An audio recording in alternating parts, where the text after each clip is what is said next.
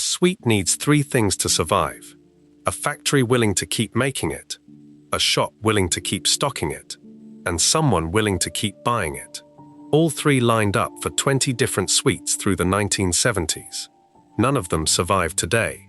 Not banned, not recalled, just quietly pulled, one by companies that had every reason to keep them and didn't. 1. The Spangles tube. The tube in your pocket. That was the anchor. Not a bag, not a box, a tube. Spangles came in a bright orange-red tube with silver stripes running down the side, and the word Spangles printed across the front in bold letters. Mars made them, starting all the way back in 1950. Sweets were still rationed then, and a packet of Spangles only cost 1 point from your ration book instead of the usual 2. That single detail made them one of the cheapest treats a child could get their hands on, and it built the loyalty that carried the brand for decades afterward. By the time you were holding a tube in the 1970s, the packaging had already changed once. Mars gave it a new, funky typeface for the decade, something bolder and more modern than the older design. It matched the mood of the era: loud colors, loud lettering. A sweet that looked like it belonged on a shelf next to platform shoes and lava lamps. You tipped a few out into your palm before you chose. Each one was small, square, with rounded edges, and a dimple pressed into both faces, almost like a tiny cushion. No other boiled sweet looked like that. Everything else in the jar was round. A Spangle stood out just by its shape alone, and you could pick one out of a mixed handful of sweets without even looking. The colors told you the flavor before you tasted anything. Strawberry, blackcurrant, orange, pineapple, lemon and lime, cola, everyone see-through, like little pieces of colored glass you could hold up to the light. You picked your favorite first and left the rest for later, or you didn't. Sometimes you just worked through the tube in whatever order fate handed you. That was the rule when a tube got passed around. You never asked which flavor was left. You took whatever came out next and said nothing about it. Complaining about a free sweet from someone else's tube simply wasn't done. It marked you out as greedy, and nobody wanted that reputation at school. Everyone understood that without a word passing between you. Mars didn't stop at the 6 fruit flavors. Over the years, they brought out single flavor tubes too: acid drop, barley sugar, licorice, peppermint, spearmint, tangerine. There was even a white mint version with a hole through the middle, made to compete directly with Polo mints. And then there was the Old English tube, which tasted like a completely different decade.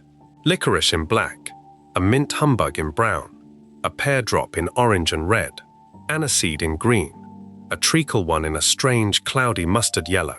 That tube felt borrowed from your grandparents rather than made for you, and somehow that made it more exciting, not less. You sucked a Spangle. You didn't crunch it, not if you had any patience left in you.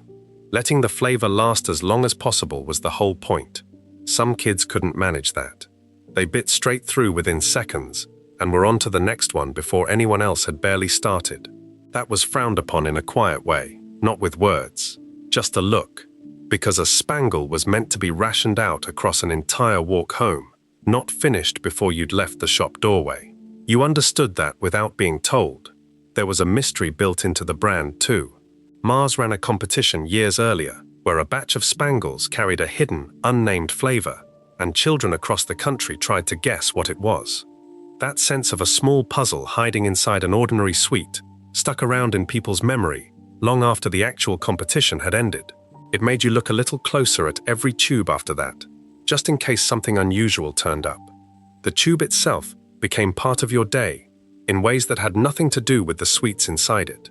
Empty tubes got kept in pockets and pencil cases.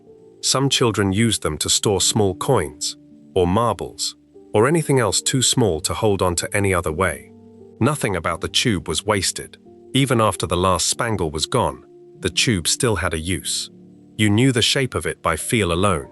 In a coat pocket, next to a set of keys or a bus ticket, your fingers could find a Spangles tube without looking. That was simply how it was. Spangles stayed on shelves through the 1970s and into the early 1980s, before Mars finally pulled them in 1984. Tastes had moved on.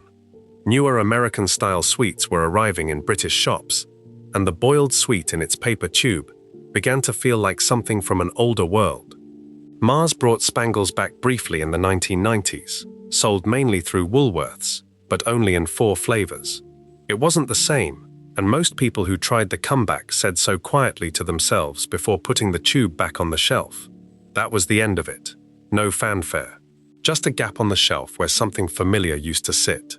You didn't think about that gap for years afterward. Then one day someone mentioned the name, and the whole tube came back to you at once. The shape, the dimple pressed into each side, the orange-red stripe, the silver. Nobody explained why that memory hit so hard. It didn't need explaining. That was simply what Spangles were. A tube in your pocket, a flavor you didn't choose, and a sweet you were expected to make last. There was another chocolate bar from those years that worked on the exact opposite idea. Instead of hiding the flavor inside a plain wrapper, it put 5 different faces on the front, each one telling you exactly how the boy on the packet felt about the chocolate waiting inside. You knew that face before you knew the name. 2. Fry's 5 Boys. The face on the wrapper, that was the anchor. Not the taste, not the price, the face. Fry's 5 Boys was a solid milk chocolate bar, and it had been sitting on shop counters since long before your parents were even born.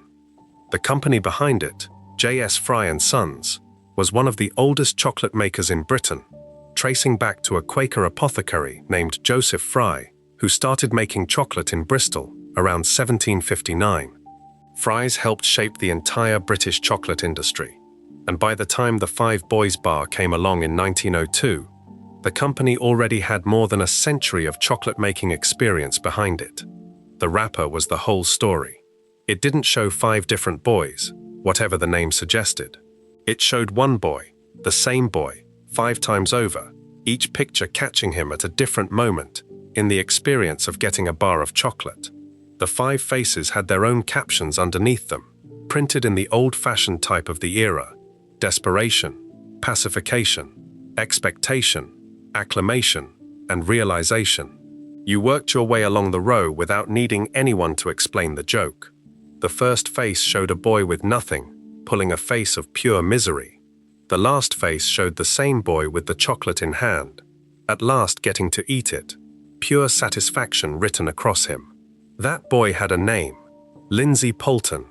He was 5 years old when the photographs were taken, sometime around 1885 or 1886, and it was his own father who took the pictures, with help from other family members.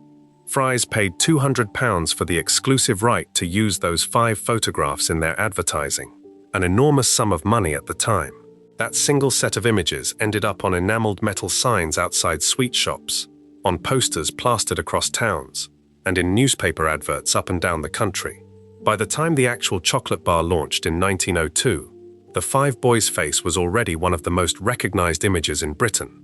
You didn't know any of that history as a child holding the bar in the 1970s. You just knew the face. It was molded straight into segments of the chocolate itself, so as you snapped off a piece, you were snapping off part of a face along with it. The bar was solid milk chocolate, nothing else added, no filling, no layers, just chocolate, formed into a shape that told a tiny story every time you looked at it. The rule with a 5 Boys bar was simple, and every child who bought one followed it without being told. You looked at the wrapper before you did anything else.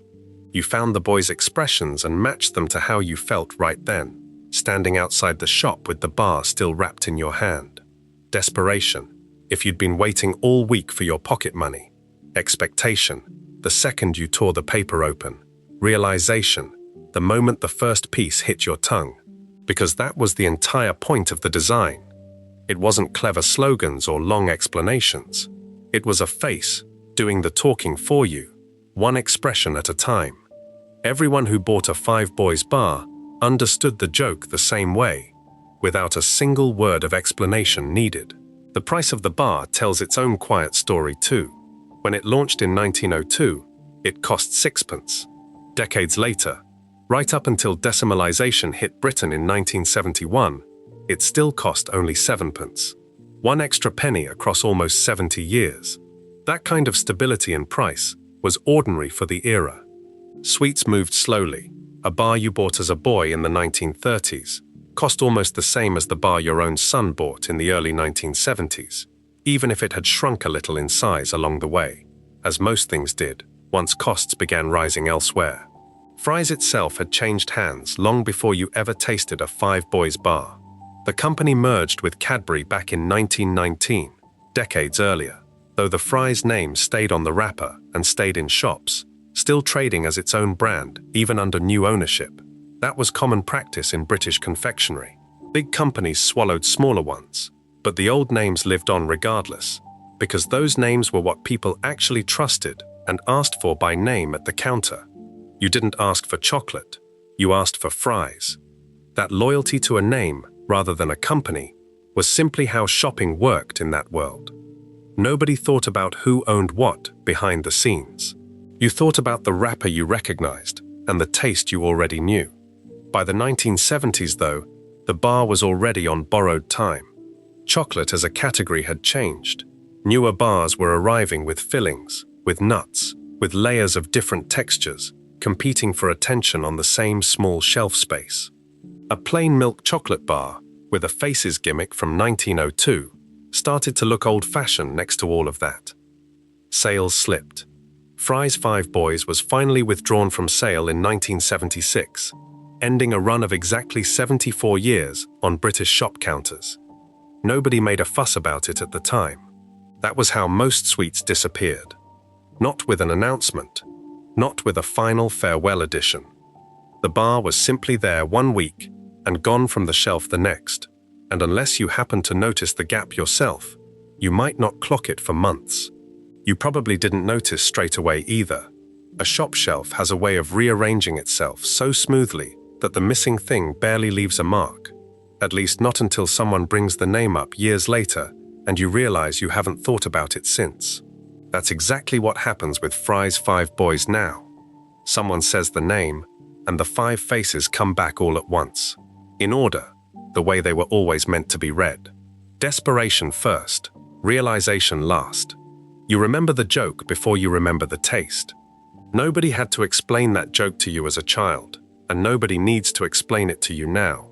There's something worth noting here too, something that trips people up even now. Fry's made another bar around the same era with a very similar sounding name, Five Centers. That one wasn't chocolate all the way through.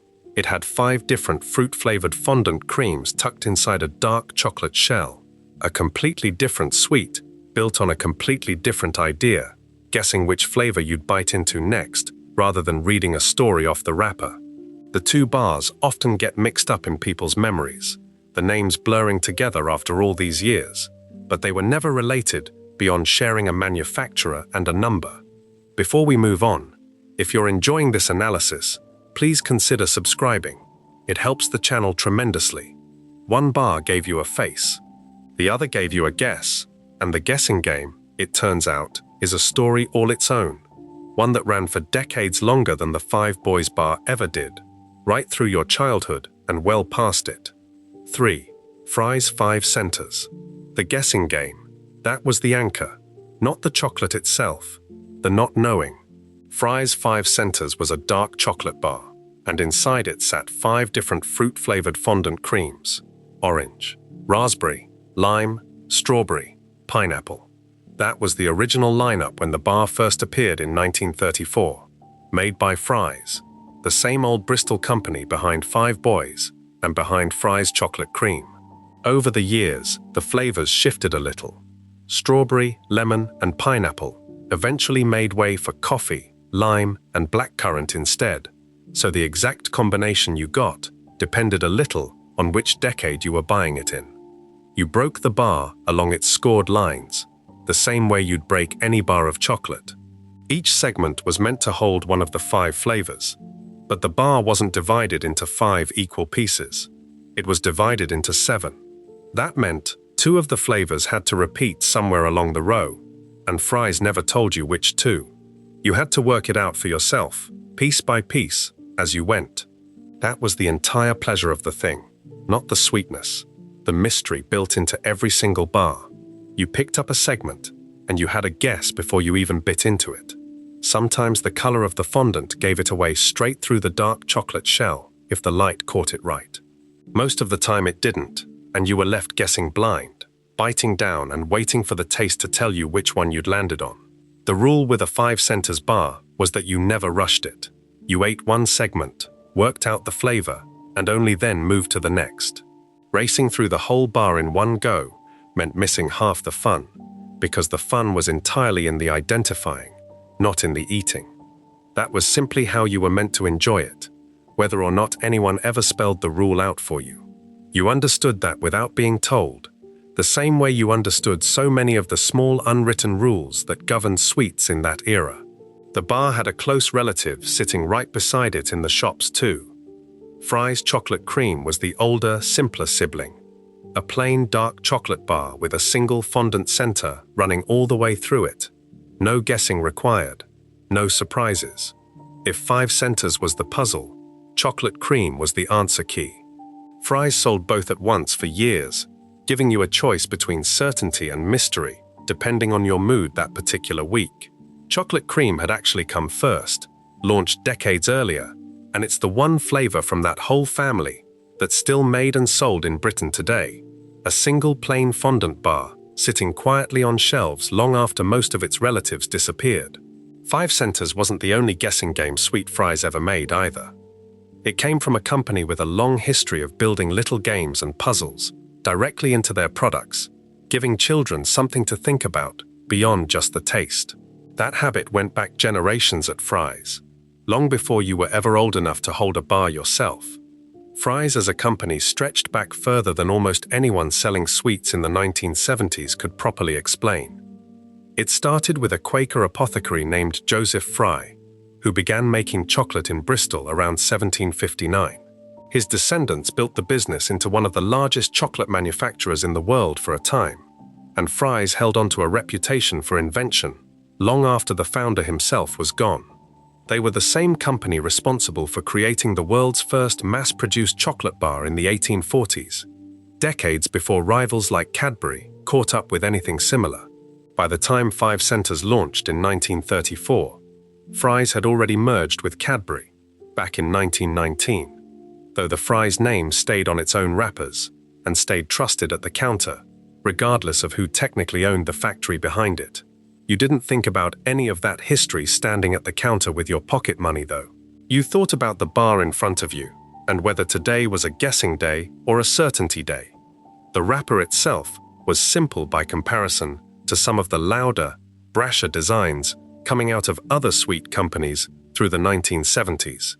Fry's kept things plain, dark colors, straightforward lettering, nothing flashy competing for your attention.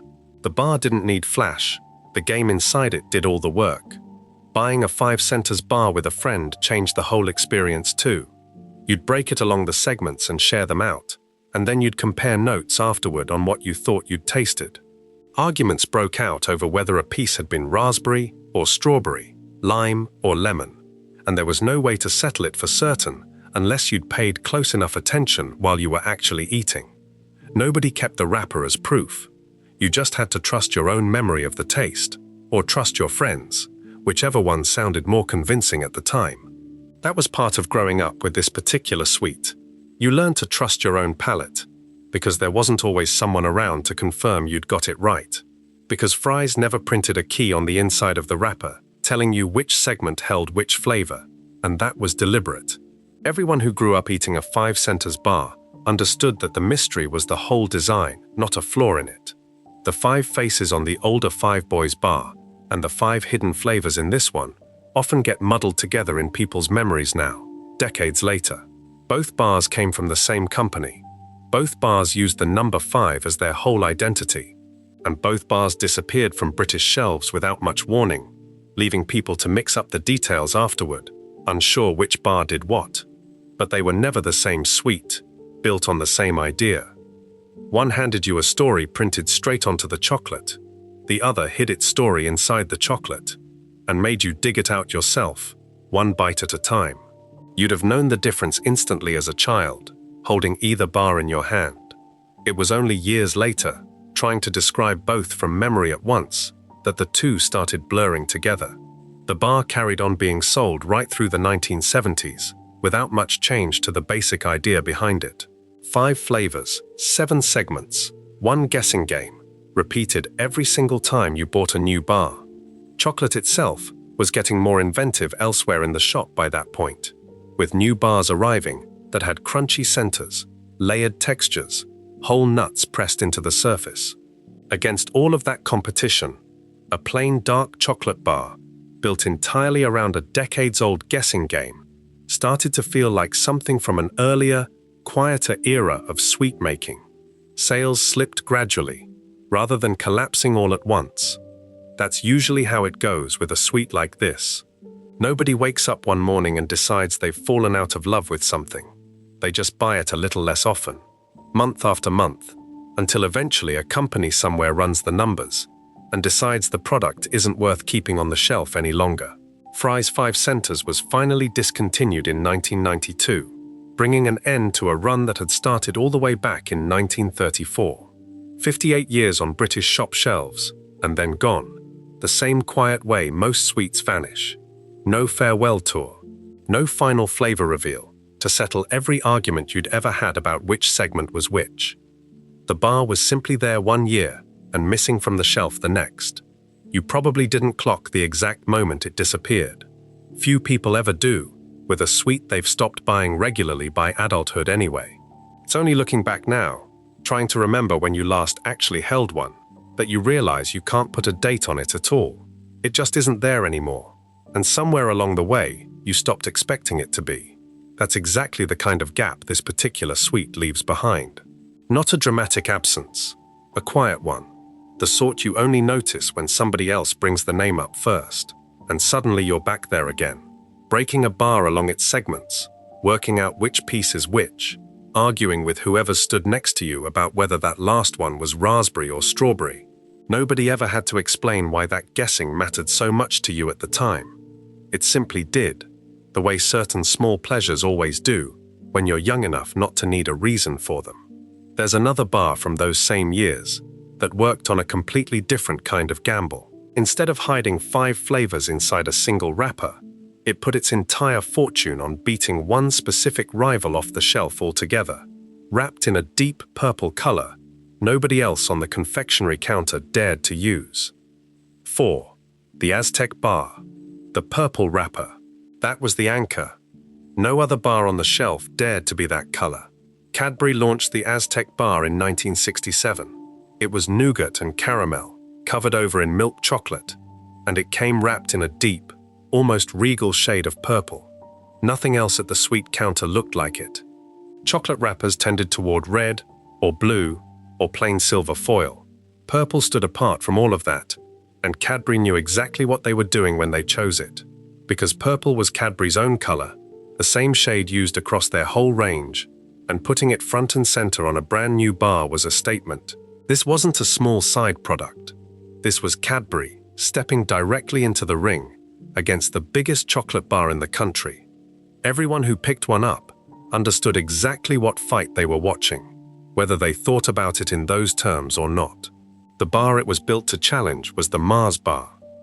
By 1967, the Mars bar had already been sitting on British shelves for over 30 years, since 1932, and it dominated the chocolate counter the way almost nothing else did. Cadbury wanted a piece of that dominance for themselves. The Aztec was their answer. Nougat and caramel. The same basic combination that made the Mars bar so popular, but covered in Cadbury's own milk chocolate instead, with Cadbury's own name behind it. You bought an Aztec bar the same way you bought anything else at that age. You had a few coins, you had a choice in front of you, and you picked whichever one caught your eye or fit your mood that day. For plenty of children through the early to mid-1970s, the Aztec won that choice, more often than you'd expect from a bar that history now remembers as the one that lost. The name itself needed no explanation, even if the connection wasn't always obvious. Ancient civilizations were a popular theme in advertising during that era, conjuring up something exotic and far away from an ordinary British high street. The wrapper leaned into that idea, and the advertising followed the same path, built around imagery of ancient temples and pyramids to give the bar a sense of adventure that a plain caramel bar wouldn't otherwise carry on its own. That was the whole trick of naming a chocolate bar after a lost civilization. It didn't need to make literal sense.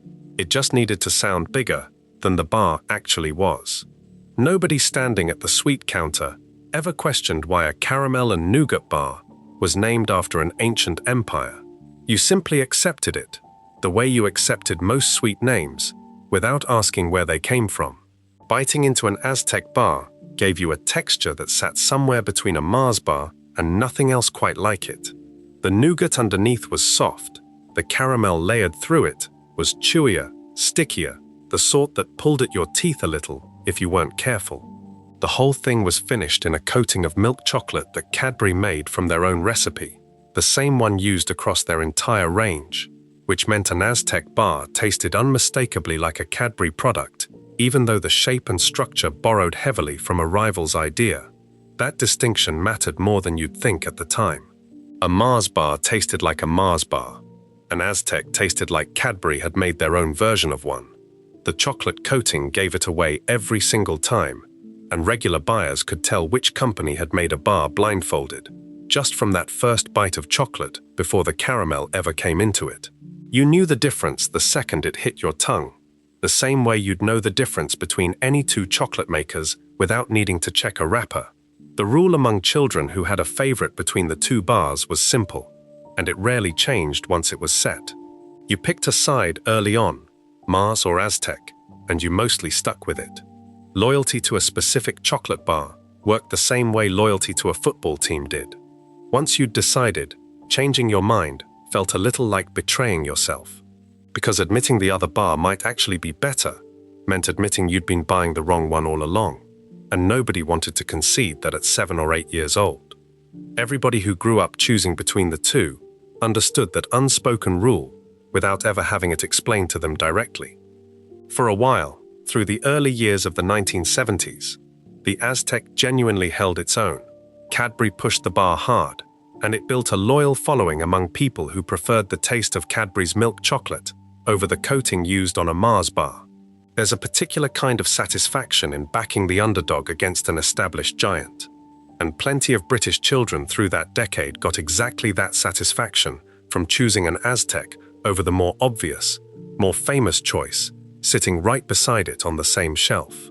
But an underdog needs to keep winning small victories to survive long-term, and the Aztec bar couldn't quite manage that against a rival with over 3 decades of brand loyalty already built up.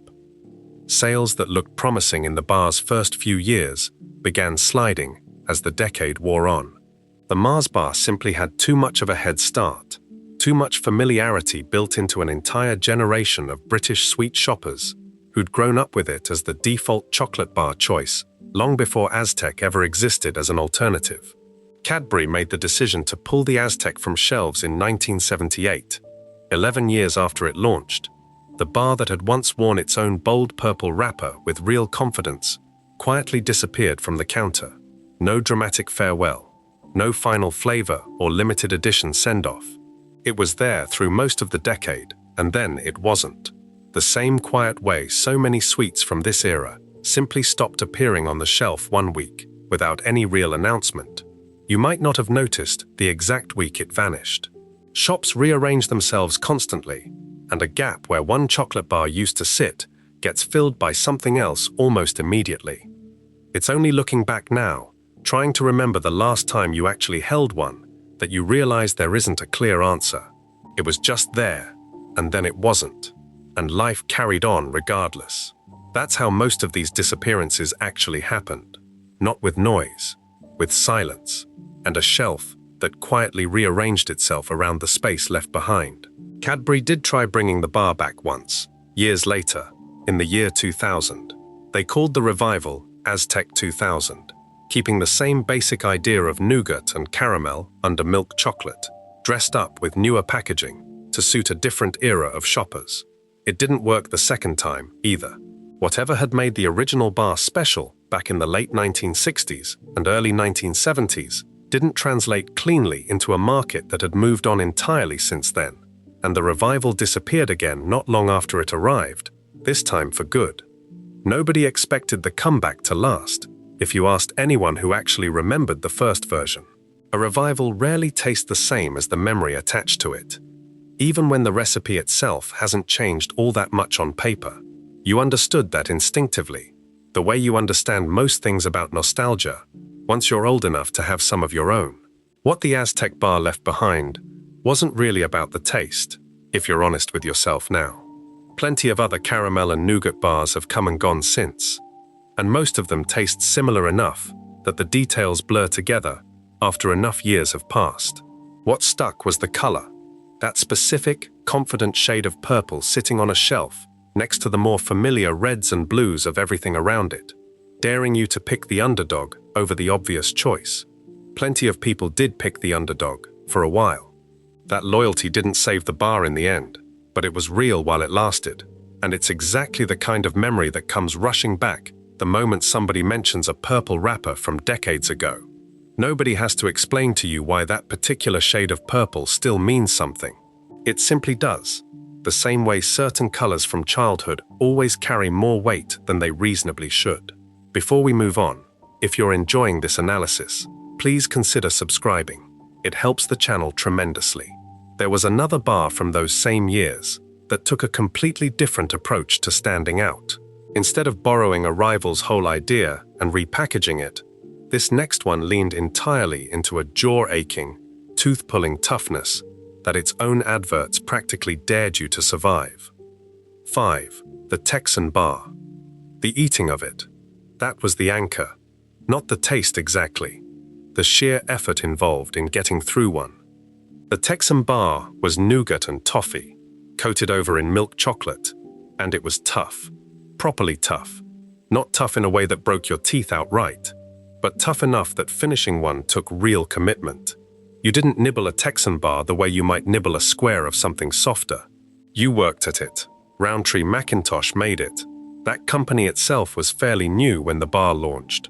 Rowntree, the old chocolate firm from York, had merged with McIntosh's, the toffee makers from Halifax, back in 1969, bringing together two of the biggest names in British confectionery under one roof. Out of that merger came a run of new products through the 1970s, and the Texan Bar was one of them. Launched in 1973. You picked one up off the shelf, and you already knew, before you'd even torn the wrapper, that this wasn't going to be finished in 2 bites. The whole bar had a kind of density to it. Solid nougat running through the middle, threaded with toffee that stuck to itself and to your teeth in equal measure. The whole thing wrapped in a shell of milk chocolate that gave way easily enough at first, but only got you as far as the real work underneath. That was the rule with a Texan bar. You didn't rush it. You couldn't, even if you wanted to, because the nougat and toffee inside had a chew to it that simply refused to be hurried along, no matter how impatient you were feeling. Everyone who ever bought one understood that within the first few seconds of trying, whether they'd been warned beforehand or not, the whole identity of the bar leaned into that toughness rather than hiding it. Rowntree McIntosh built the entire wrapper and advertising campaign around an American cowboy theme, all stars and stripes and a gold background, the name Texan sitting right at the center of it. Cowboys meant grit in the advertising language of that era. They meant a man who didn't complain, who got on with a hard job because that was simply what needed doing. Slapping that image onto a chewy sweet was clever because it told you exactly what you were in for before you'd even opened the wrapper. The television advert took that idea and ran with it properly. It showed a cartoon cowboy captured by bandits out in the desert, tied up at a stake, given one last request before whatever was coming next. He asked for a Texan bar. His captors handed it over, not thinking much of it, and settled in to wait. Except the bar took so long to chew through that the bandits themselves grew bored, sat down, and eventually fell asleep waiting for him to finish. By the time the last mouthful was gone, so was his chance of getting caught. He simply walked free while they slept. The slogan tied the whole idea together in 4 words. Sure is a mighty chew. You didn't need the advert explained to you as a child. You'd already lived a smaller version of the same joke yourself, standing in the school playground, still working through a Texan bar, long after everyone else around you had finished whatever they'd been eating.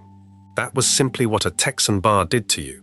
It slowed the whole afternoon down, whether you wanted it to or not.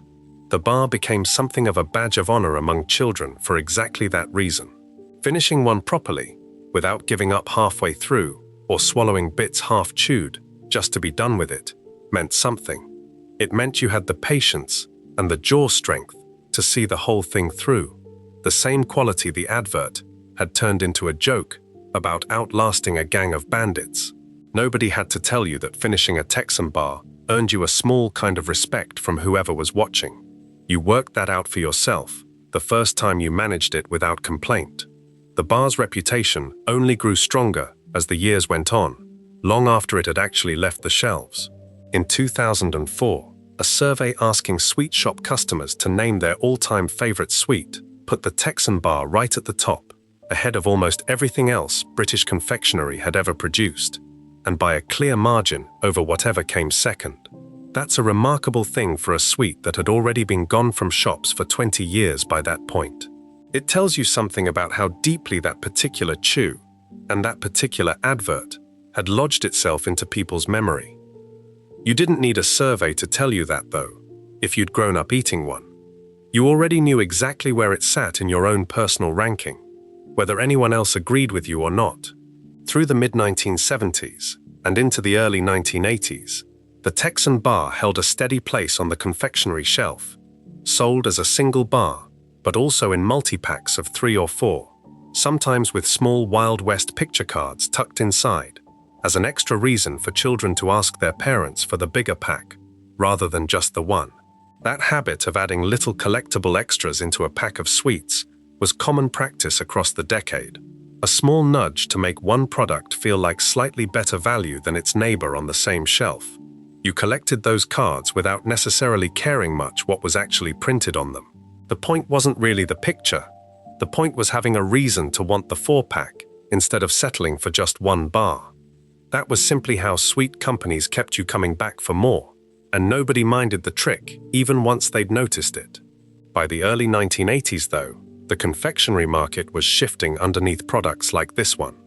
Rowntree McIntosh was investing heavily elsewhere during those years, pouring money into upgrading production lines for its bigger, more dominant brands, rather than propping up every smaller line in its catalog.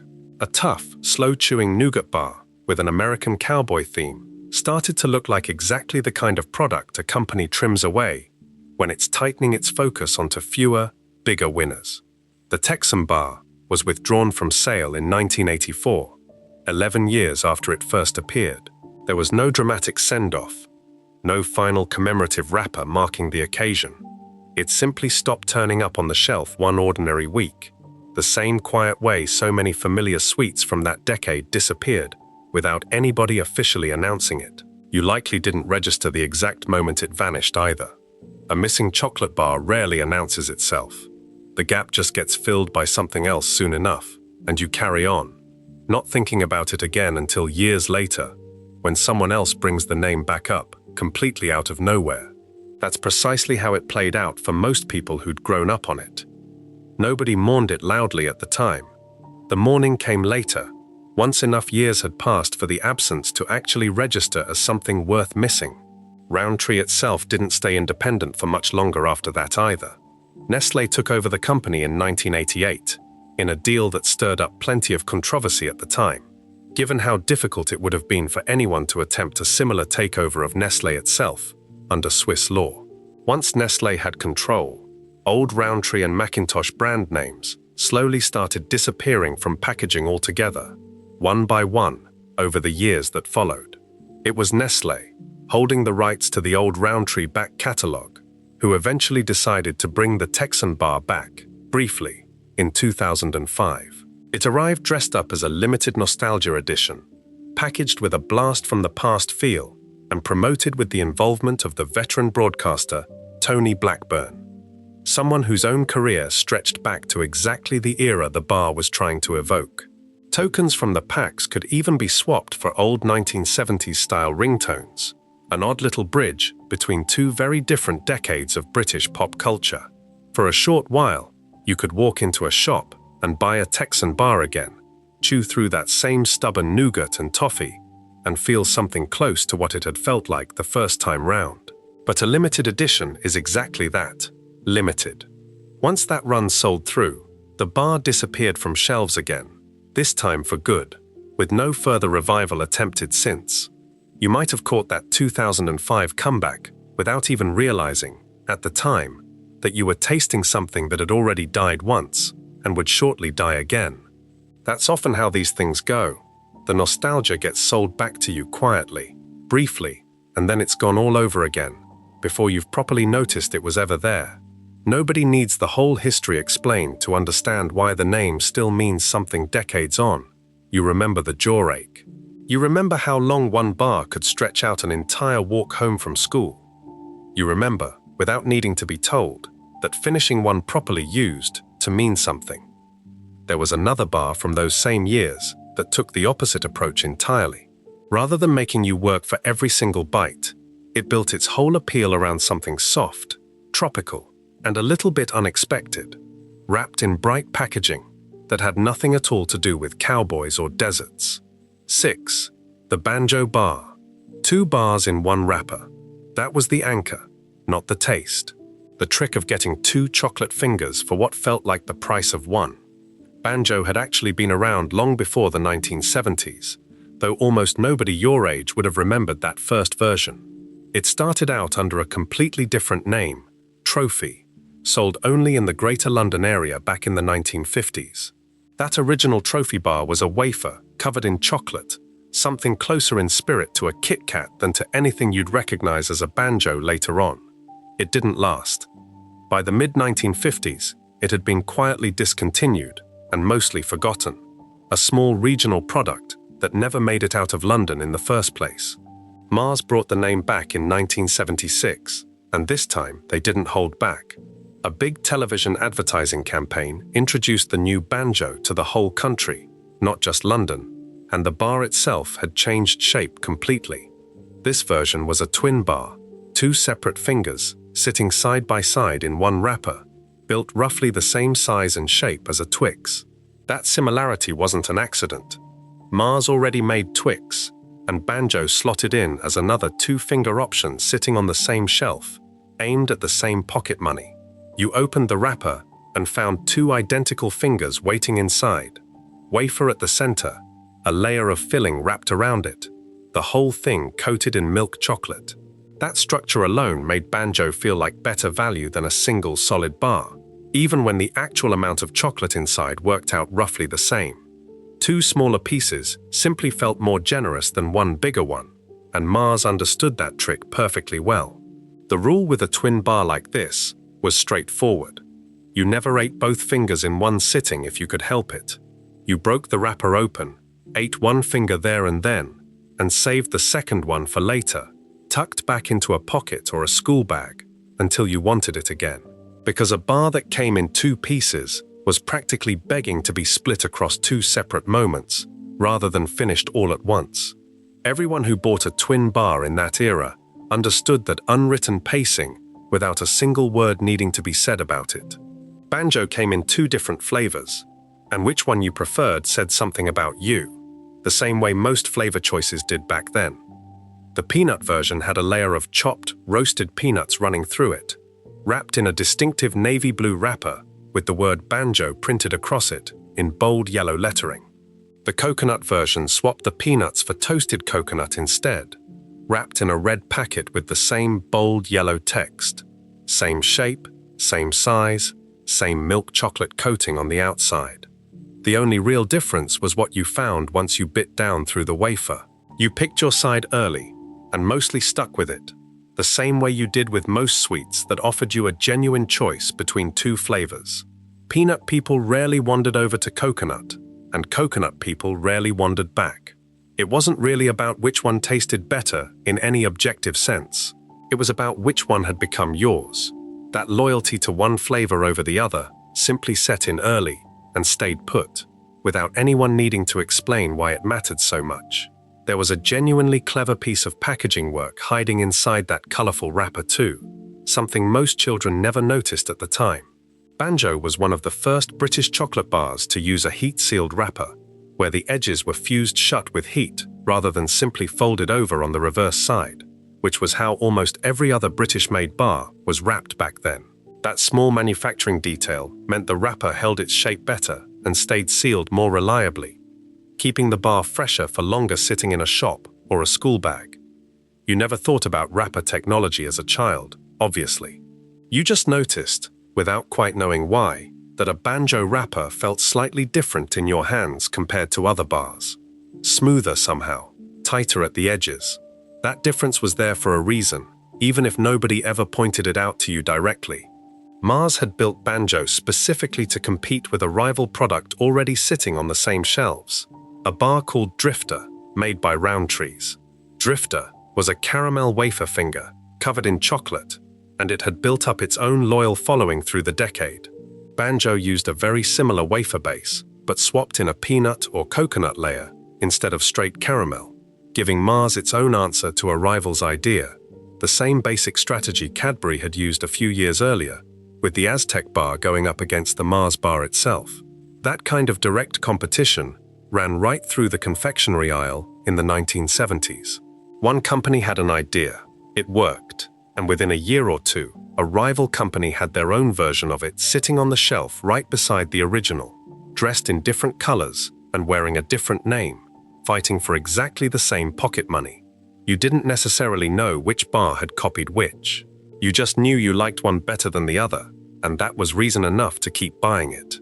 The advertising for banjo leaned into a cheerful, almost novelty style, built around a memorable jingle that stuck in people's heads long after the campaign itself had finished running.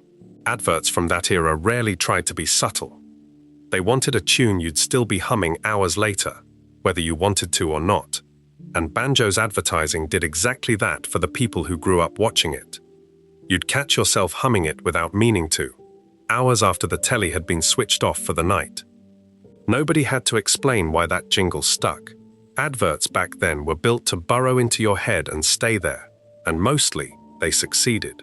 Banjo held its place on the shelf right through the rest of the 1970s and carried on into the 1980s, remaining available for a good few years after its relaunch. But like so many chocolate bars from that era, it eventually lost its footing against newer products and shifting tastes, and it slipped away from shops for good sometime during the 1980s. There was no dramatic announcement when it finally went.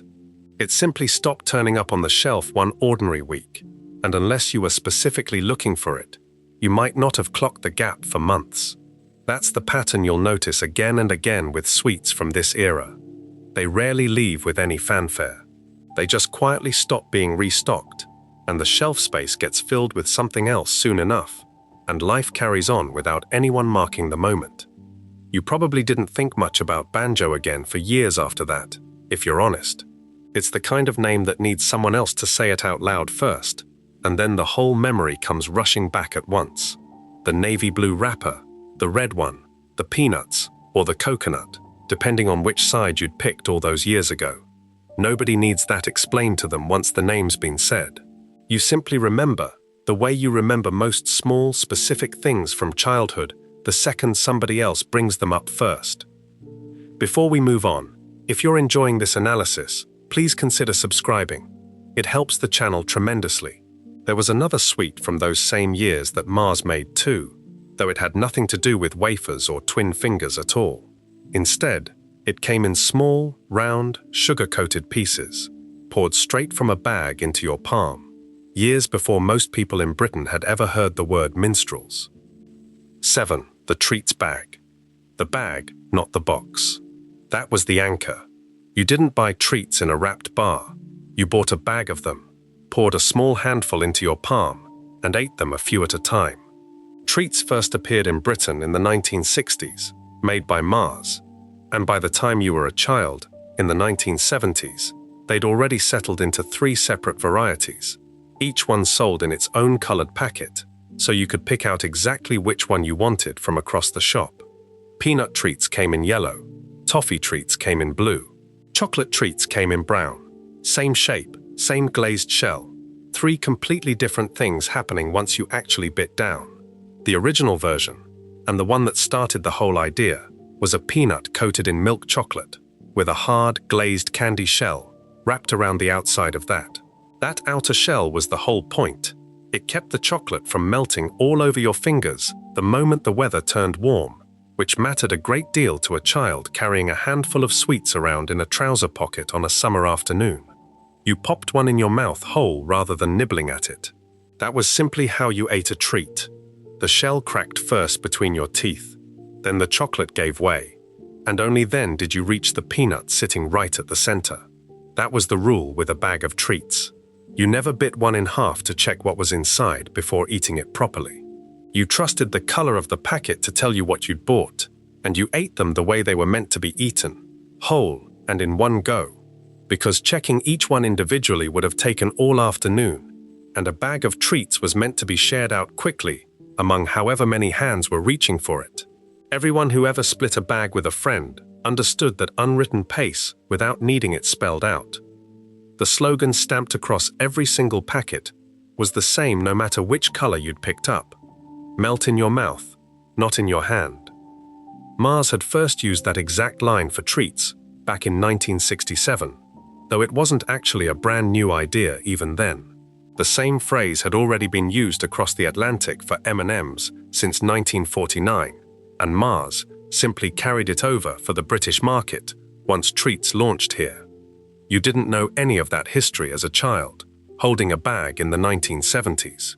You just knew the promise the slogan made, and you knew it was true. However hot your hand got clutching a fistful of treats on the walk home, the chocolate stayed exactly where it was supposed to stay. That promise mattered more than you'd think, at an age when a melted, sticky palm covered in chocolate could ruin an entire afternoon. Chocolate treats work slightly differently from the other two varieties, and it's worth understanding that difference clearly. Where peanut and toffee treats both had something solid tucked inside the milk chocolate, a whole peanut on one side, a soft, chewy toffee center on the other, chocolate treats had no separate filling at all. It was simply milk chocolate all the way through, shaped into the same small button as the other two, wrapped in the same glazed shell. If peanut treats and toffee treats were built around a surprise waiting in the middle, chocolate treats skipped the surprise entirely and just gave you straightforward chocolate in a crunchy coat. You picked your favorite of the three, the same way you picked a favorite of almost everything back then, and you generally stuck with it once you had. Some children were peanut people through and through. Others reached for the blue bag every single time, chasing that soft, chewy toffee center hiding under the shell. And plenty of children preferred the plain chocolate version precisely because there was no chewing or crunching required beyond the shell itself. Just chocolate, straight through. That preference rarely wavered once it had settled. The same way loyalty to almost any specific sweet tended to lock in early and stay put for years. Sharing a bag of treats with someone else came with its own small etiquette too.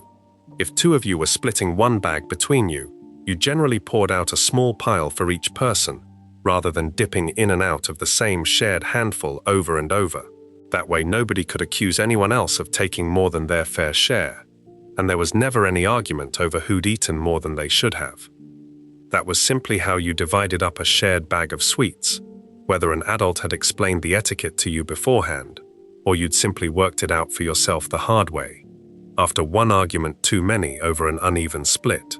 Nobody needed to lay down that rule formally.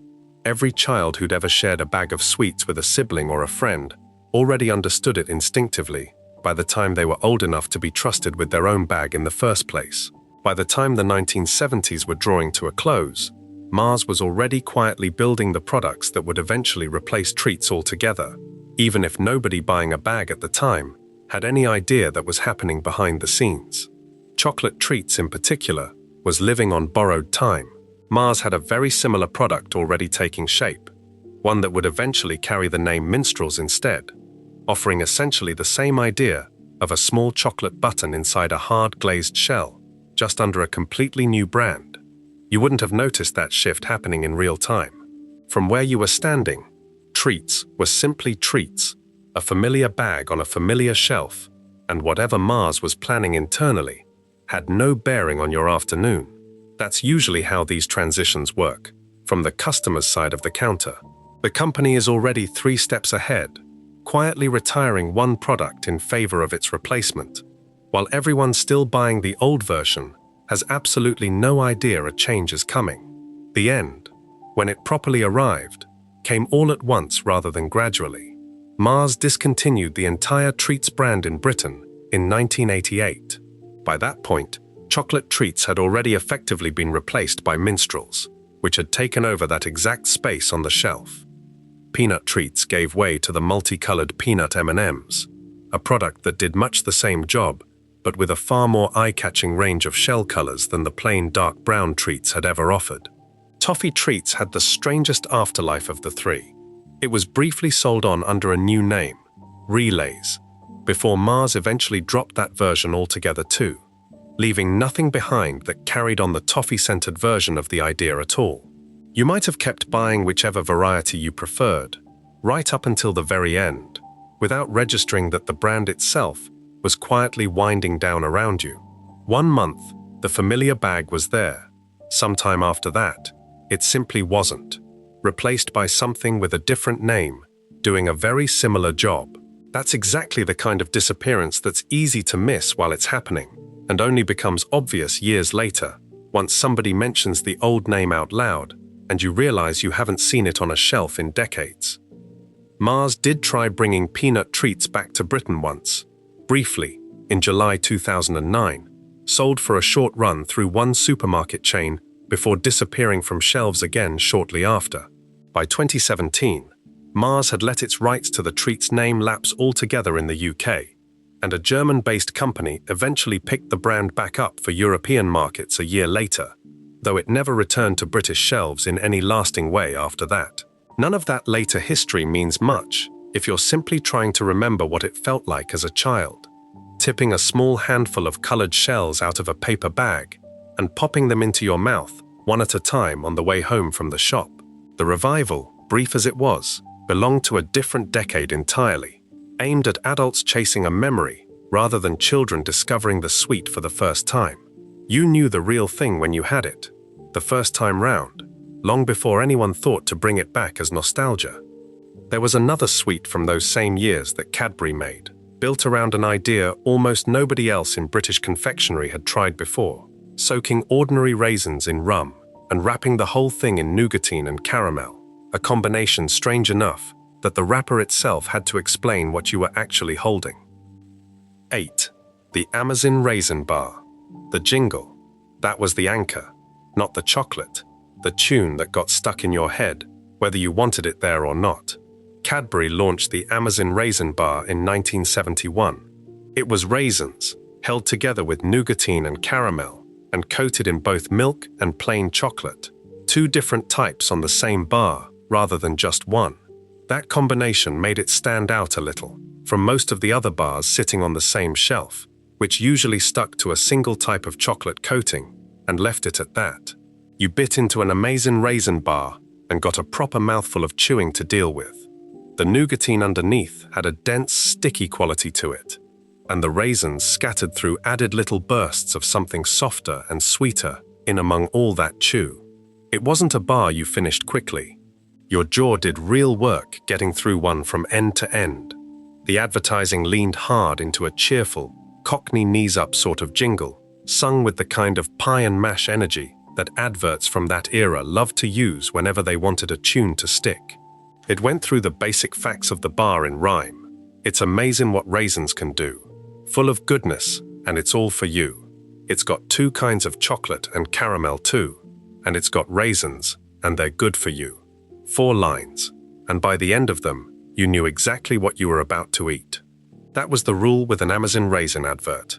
You didn't need to read the wrapper afterward to know what was inside. The jingle had already told you everything, set to a tune simple enough that you'd caught yourself humming it before the advert had even finished. Because a good jingle did the job a rapper couldn't. It got into your head and stayed there long after the telly had moved on to something else entirely. Everyone who grew up watching that advert could probably still hum a few bars of it decades later, whether they wanted to admit that or not. What made the bar genuinely unusual for its time was the angle Cadbury chose to sell it on. Most chocolate bars in the 1970s were sold purely on taste, on size, on how satisfying a single bar felt for the money. Amazon Raisin was sold, at least partly, as something with a bit of goodness built in. Raisins carried a reputation as a healthier snack even back then. Dried fruit rather than pure sugar and cocoa, and Cadbury leaned into that angle directly in the jingle itself, calling the raisins good for you in as many words. You didn't necessarily believe that a chocolate-covered nougatine bar was actually good for you, even as a child. But the idea was there anyway, sitting underneath all the chew and the caramel, giving the bar a slightly different pitch than most of its neighbors on the shelf. That was simply the angle Cadbury had chosen, and whether or not you took it seriously, it made the bar feel a little different from anything else you were choosing between. The two different types of chocolate covering the bar mattered more than you might expect too. A section covered in milk chocolate tasted noticeably different from a section covered in plain chocolate, sweeter on one side, sharper and slightly more bitter on the other. And where exactly that boundary sat on any given bar wasn't always identical from one purchase to the next. That meant no two bars were entirely predictable in exactly the same way, even though the basic recipe never changed. You worked out fairly quickly which end of the bar you preferred starting from, milk or plain, and you generally started there every single time, saving whichever chocolate you liked less for later on. That was simply how you approached an Amazon raisin bar once you'd eaten a few of them and worked out your own preferred order of attack. Nobody had to teach you that strategy. You arrived at it yourself, the same way children worked out their own private rules for almost every sweet that offered more than one thing going on at once. The bar sat on shelves through most of the 1970s, running for exactly 7 years from its launch. That's a reasonably healthy run for a product from this era, longer than plenty of its rivals managed, but it wasn't enough to secure it a permanent place in the country's affections, the way some other bars from the same period managed. Sales eventually slowed, the way sales for almost every sweet from this era eventually slowed once the initial novelty wore off and newer products arrived to compete for the same pocket money. Cadbury withdrew the Amazon Raisin Bar from sale in 1978, ending its run without any particular fanfare. It simply stopped appearing on the shelf one week, the same quiet exit that so many sweets from this decade shared, gone without an announcement, without a final flavor, without anybody officially marking the occasion. You probably didn't notice the exact week it disappeared, if you're honest.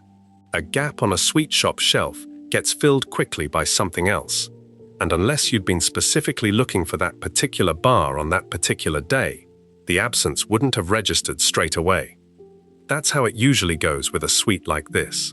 The disappearance happens quietly, and the noticing happens much later, usually when somebody else brings the name up first, and the whole jingle comes rushing back into your head, word for word, exactly as it always was. Nobody has ever needed to explain why that jingle stuck so hard, decades on. It was built to stick, the way all the best adverts from that era were built, short enough to remember after a single hearing, and cheerful enough that you didn't mind it looping round in your head for the rest of the afternoon. You knew every word of it once, without ever having tried to memorize it on purpose. That's exactly the kind of thing that comes back whole, the instant somebody else says the name first. Before we move on, if you're enjoying this analysis, please consider subscribing. It helps the channel tremendously. There was another Cadbury bar from those same years, built around a completely different kind of texture altogether. 6 separate wafer fingers, running side by side under one covering of milk chocolate, each one hiding a smooth hazelnut cream that most people who tried it struggled to find anywhere else on the shelf. 9. The bar 6 fingers, not 4. That was the anchor. Everyone counted them the first time, just to check. Bar 6 was Cadbury's answer to a shape everyone already knew.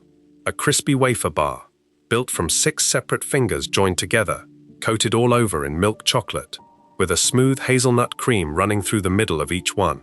Cadbury launched it in the 1960s, and by the time you were buying it in the 1970s, it had already built up a proper following among children who wanted more bar for their money than a standard 4-finger Kit Kat could offer. You picked one up, and the comparison was obvious straight away. It looked like a Kit Kat, more or less, wafer fingers stuck together under a coating of chocolate. But bar 6 had 2 extra fingers running along the side, and it had hazelnut cream where Kit Kat had none at all. Same basic idea, executed slightly differently, and sitting right next to its rival, on exactly the same shelf. The wrapper was hard to miss. Bar 6 launched in a bold orange wrapper, and that orange stayed through most of the 1970s, though the lettering on the front changed at some point during the decade to a bolder yellow font, making the name jump out even more sharply against all that orange. Later on, in the 1980s, Cadbury redesigned the whole thing again, switching the bar over to a purple foil wrapper that matched the color scheme people already associated with dairy milk. You snapped a finger off before eating it, the same way you'd snap a finger off a Kit Kat, and the wafer gave way with that same light, crisp crack running through it. But then came the hazelnut cream, smooth and slightly nutty, spread through the layers in a way that Kit Kat simply didn't offer. That was the whole point of choosing Bar 6 over its more famous rival. You weren't just getting a bigger bar, you were getting a completely different filling running through it. That was the rule among children who preferred Bar 6. You didn't argue that it tasted exactly the same as a Kit Kat, because it didn't. You argued that the hazelnut cream made it better, and you stuck to that argument whenever anyone tried to tell you otherwise. Because loyalty to a specific chocolate bar rarely came down to cold logic. It came down to which one you'd decided, somewhere along the way, was actually yours. Everyone who preferred Bar 6 over Kit Kat understood that particular loyalty without needing to explain it to anyone who preferred the other one. Cadbury pushed the bar hard on television through the middle of the decade. A 1975 advertising campaign built around the line "Go Snap Happy" had people singing and dancing along to the jingle. The whole thing designed to get the tune stuck in your head, the way the best sweet adverts from that era always managed to. You'd catch yourself humming a few bars of it hours later, at school or on the walk home, without quite remembering when you'd first picked it up. Nobody had to explain why that jingle stuck around in your memory. Adverts from that era were built specifically to do exactly that, and Go Snap Happy did its job as well as any of them. That extra size, 6 fingers instead of 4, mattered a great deal to a child working out value for money at the sweet counter. A bigger-looking bar for roughly the same price felt like a better deal, whether or not the actual amount of chocolate worked out any differently once you did the maths properly. Children rarely did that maths. They simply saw 6 fingers instead of 4, and 6 felt like more, and more felt like the better choice.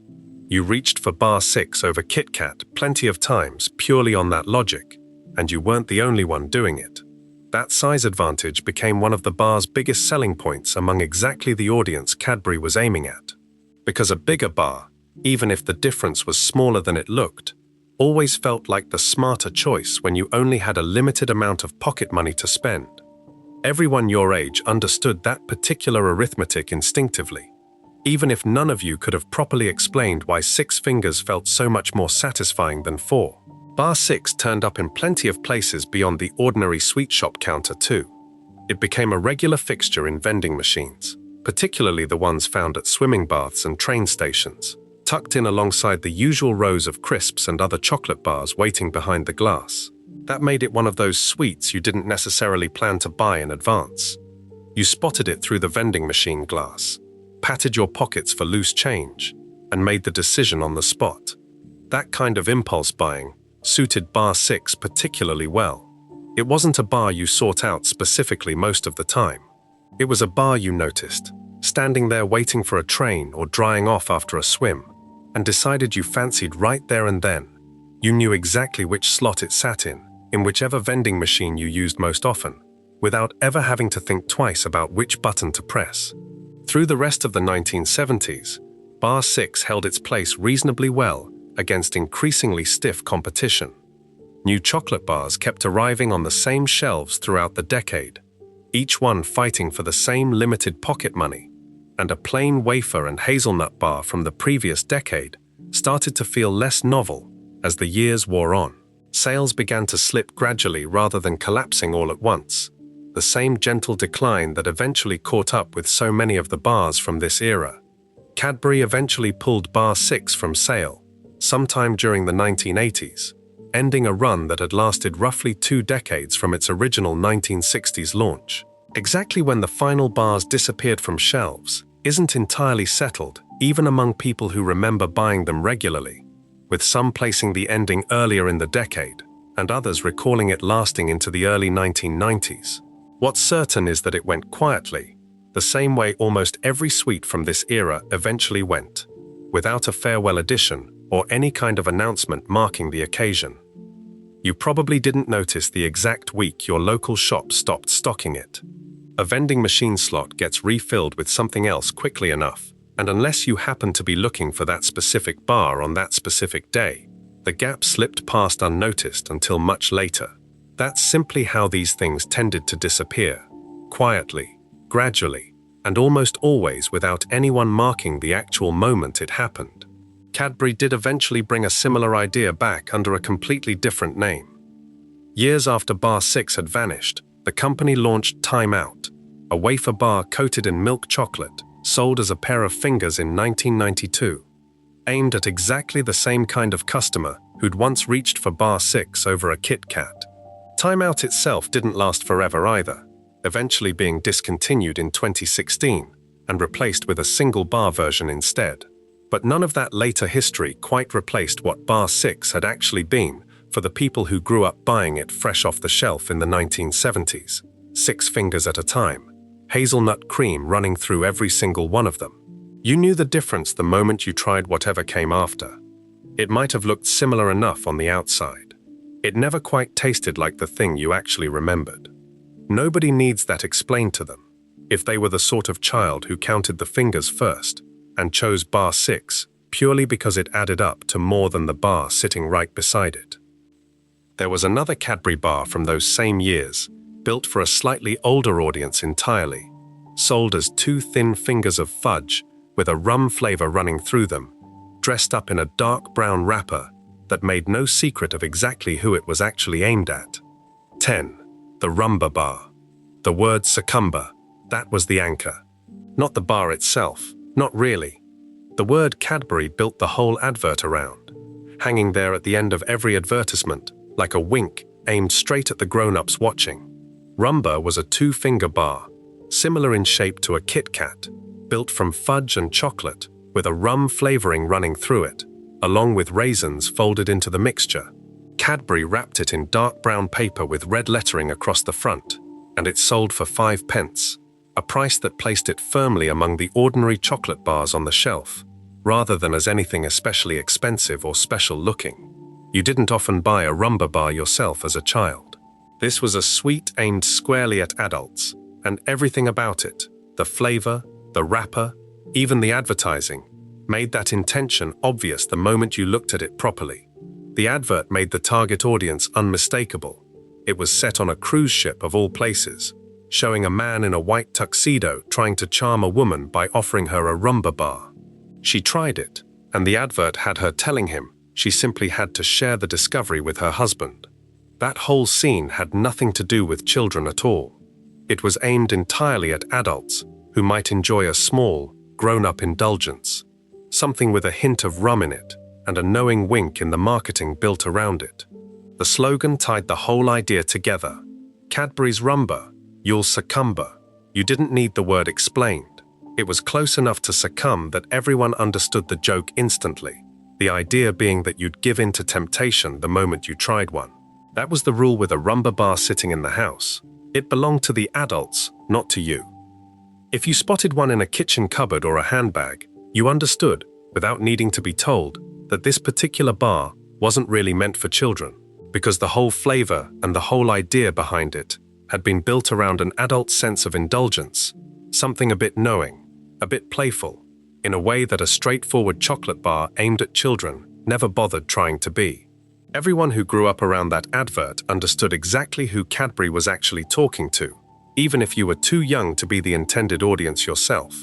The bar itself broke apart the same way a Kit Kat did, snapping cleanly into its 2 separate fingers along a scored line down the middle. Inside, the fudge carried that distinct rum flavoring through it, along with the raisins scattered through the mixture, giving the whole thing a slightly boozy, grown-up taste that set it apart from almost anything else marketed at the confectionery counter during the same years. You might have tried a small piece, if an adult offered you one, purely out of curiosity about what all the fuss in the advert was actually about. And having tried it, you'd have understood immediately why this one wasn't really made with children in mind. The flavor wasn't built to be sweet and simple, the way most sweets aimed at your age group were.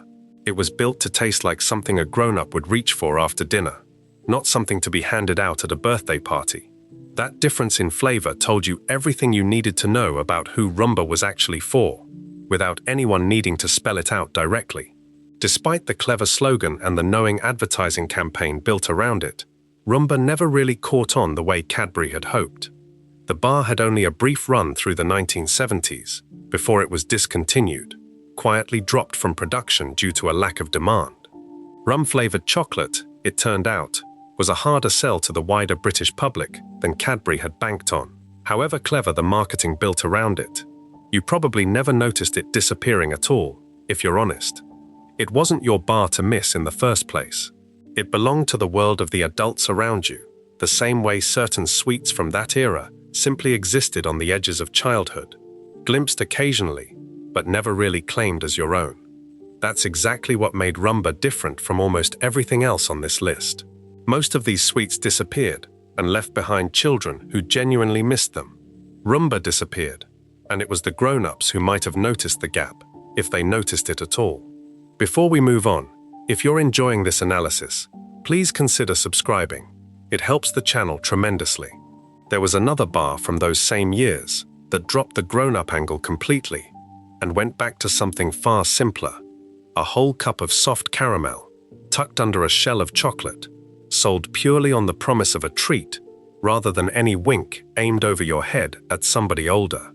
11. The Pace's Chew. The white before the green. That was the anchor. Everyone who bought these sweets in the early 1970s remembers a version that looked completely different from the one people picture today. Mars launched a chewy spearmint sweet called Opal Mints in the early 1970s, built as a sister product to Opal Fruits, the fruit-flavored chew that had already been popular for over a decade by that point. Opal Mints were plain white all the way through, square in shape with rounded edges, wrapped in packaging that used a spearmint leaf design to signal exactly what flavor was waiting inside. No stripes, no color running through the sweet itself, just plain white chews with a cooling minty taste.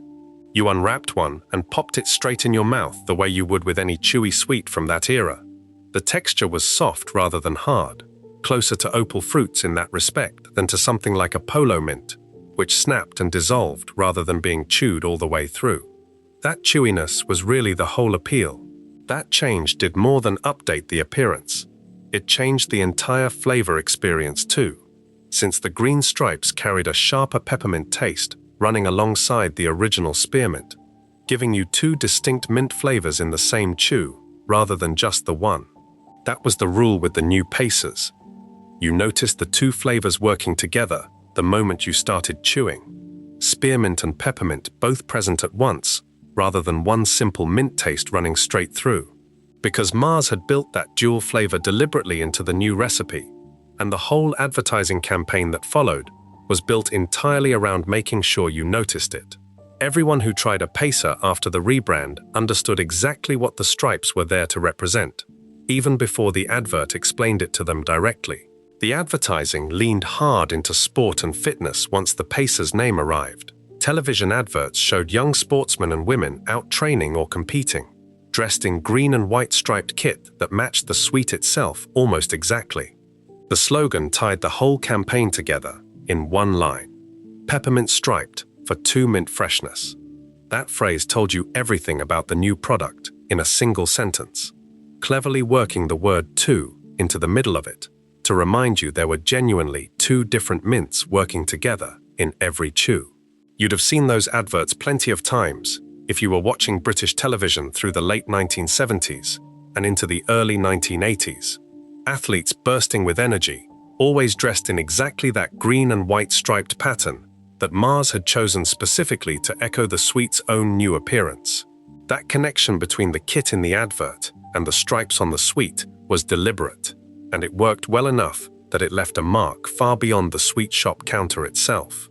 In fact, The green and white stripe design became so recognizable that Glasgow Celtic, the football club that plays in exactly that color combination, picked up the nickname the Pacers for a period, purely because their kit looked so similar to the sweet's own packaging. That's a fairly rare thing for a chewy mint to achieve, working its way into the nickname of a major football club simply through the strength of its own visual branding.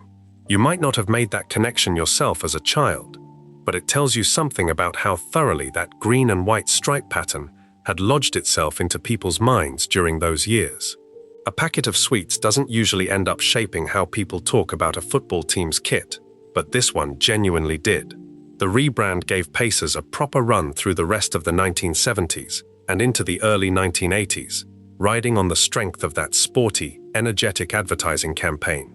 But the momentum didn't last forever. By the middle of the 1980s, Mars had decided the product had run its course, and the Pacers brand was discontinued in 1985, bringing to an end a run that stretched back to those original plain white opal mints over a decade earlier. You probably didn't notice the exact week they disappeared from the shelf. A discontinued chewy mint rarely announces itself with any fanfare, and unless you were specifically searching for that particular green and white wrapper on that particular day, the gap would have gone unnoticed for quite a while. That's simply how it usually goes with a sweet like this. The disappearance happens quietly, and the noticing comes much later, usually the moment somebody else says the name out loud first, and the whole memory comes flooding back all at once. The white chew, the green stripes, the slogan about 2-mint freshness that you hadn't thought about in years. Nobody needs that explained to them if they were around at the time. You simply remember the way certain small, specific things from childhood always come back whole the second somebody else brings them up first. There was another sweet from those same years that took a completely different approach to variety altogether, dividing a single chocolate bar into 4 separate compartments, each one holding an entirely different filling, so that no 2 bites of the same bar ever tasted quite the same. 12. The Toffo Tube. The color of the wrapper told you the flavor. That was the anchor. You never had to unwrap one just to find out what you'd picked. Toffo was made by Mackintoshes, the toffee company from Halifax in Yorkshire, the same firm behind Quality Street and Rolo. The sweet itself had actually existed for years before the name Toffo ever appeared. Sold under an earlier name, Toffo Luxe. Mackintoshes renamed it Toffo in 1975, right in the middle of the decade, and that new, shorter name is the one that stuck in people's memory for good.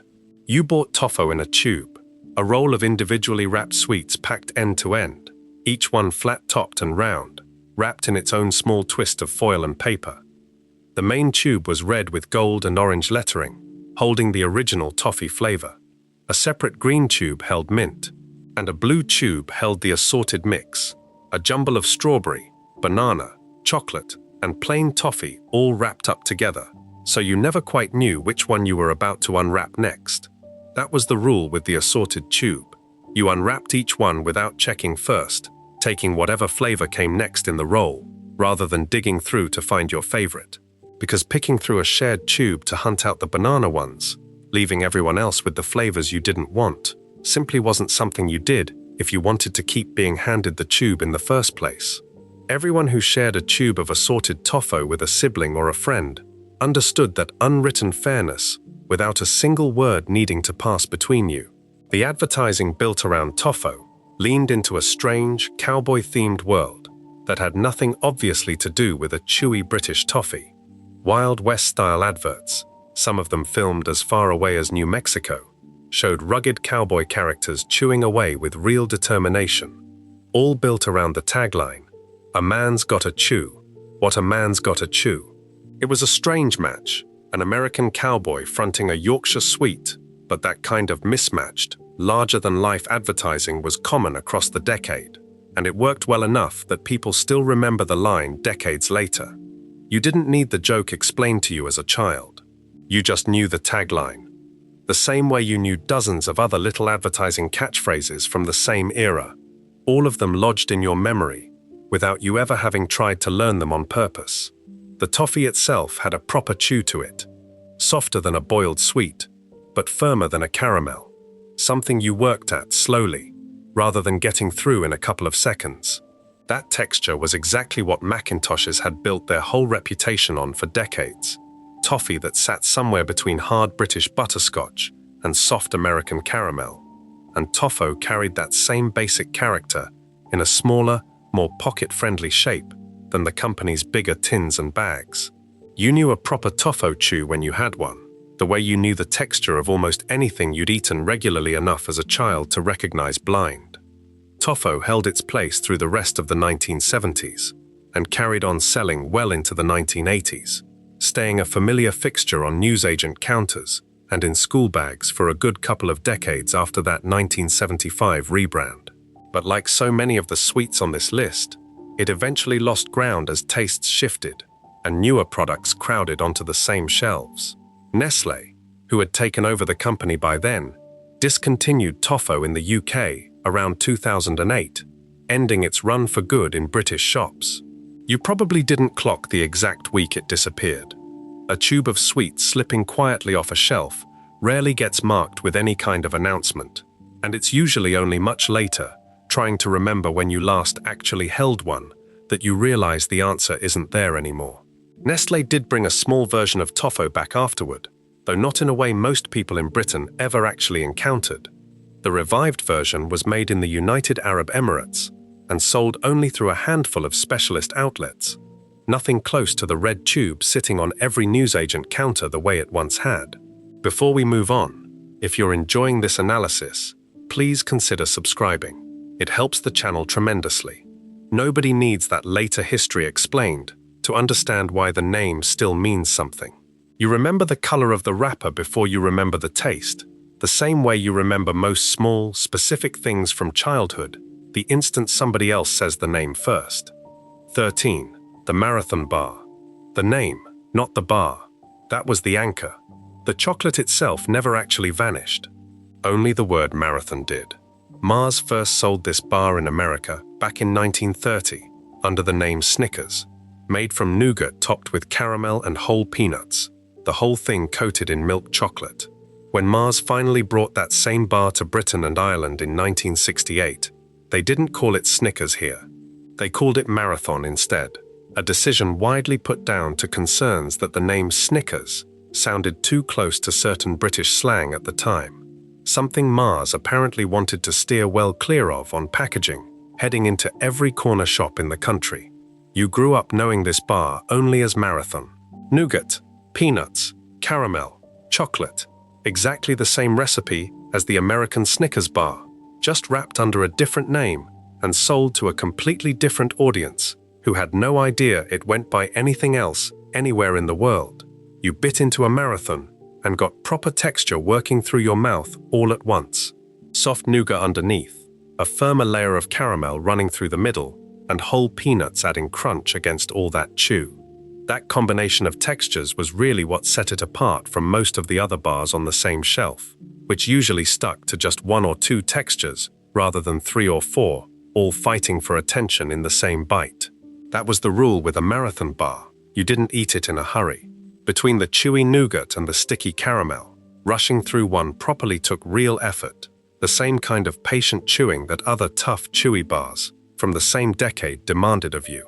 Because a bar built from that many different textures simply couldn't be finished the way you'd finish something softer and simpler, and everyone who bought one regularly understood that without needing to be told.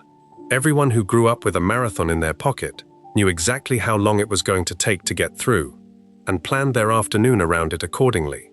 The bar held its place firmly through the entire decade of the 1970s, becoming one of the most familiar chocolate bars on British shelves during exactly the years you were growing up. You didn't think of it as anything unusual or foreign. It was simply Marathon, as British feeling a name as anything else sitting beside it in the shop, even though the actual recipe inside the wrapper had started life on the other side of the Atlantic decades earlier. That familiarity is exactly what made what happened next feel so strange to the people who lived through it. In 1990, Mars decided to bring their branding into line across every market where they sold this particular bar, and that meant giving up the name Marathon in Britain and Ireland for good, switching over to Snickers instead. matching the name already used everywhere else in the world. The recipe inside didn't change. The nougat, the peanuts, the caramel, the chocolate coating, all of it stayed exactly the same. Only the word printed across the wrapper was different. You'd have felt that change the moment it happened, even though nothing about the actual eating experience was any different. A bar you'd known your whole life by one name suddenly carried a completely different one, and no amount of reassurance that the chocolate inside hadn't changed made that feel any less strange to people who'd grown up asking for a marathon by name at the counter. That's simply what happens when a company decides a brand needs to match itself across every country it sells in. The product survives completely intact. The name, the one thing that had actually belonged to your own childhood specifically, disappears anyway. Nobody explained that decision to you as a child, obviously, since most people your age in 1990 had already grown past the age of asking their parents to explain corporate branding decisions. You simply noticed the shelf looked different one day, the same bar sitting there under an unfamiliar name, and you either adjusted or you didn't. Plenty of people never really did adjust, if you ask around even now.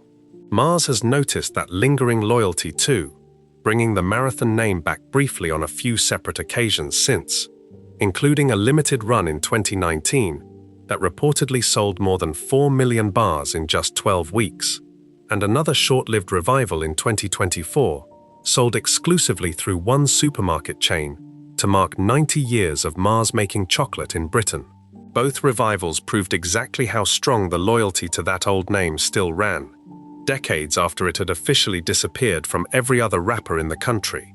You'd have recognized the bar instantly if you caught one of those limited revivals on a shelf. The same nougat, the same peanuts, the same caramel you'd known as a child.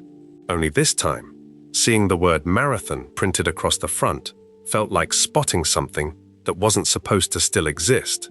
A name from one decade, turning up unexpectedly in a completely different one. Nobody needs that feeling explained to them if they were the sort of child who grew up asking for one by name at the counter, long before anyone had ever mentioned the word Snickers to you at all. 14. Mint cracknel.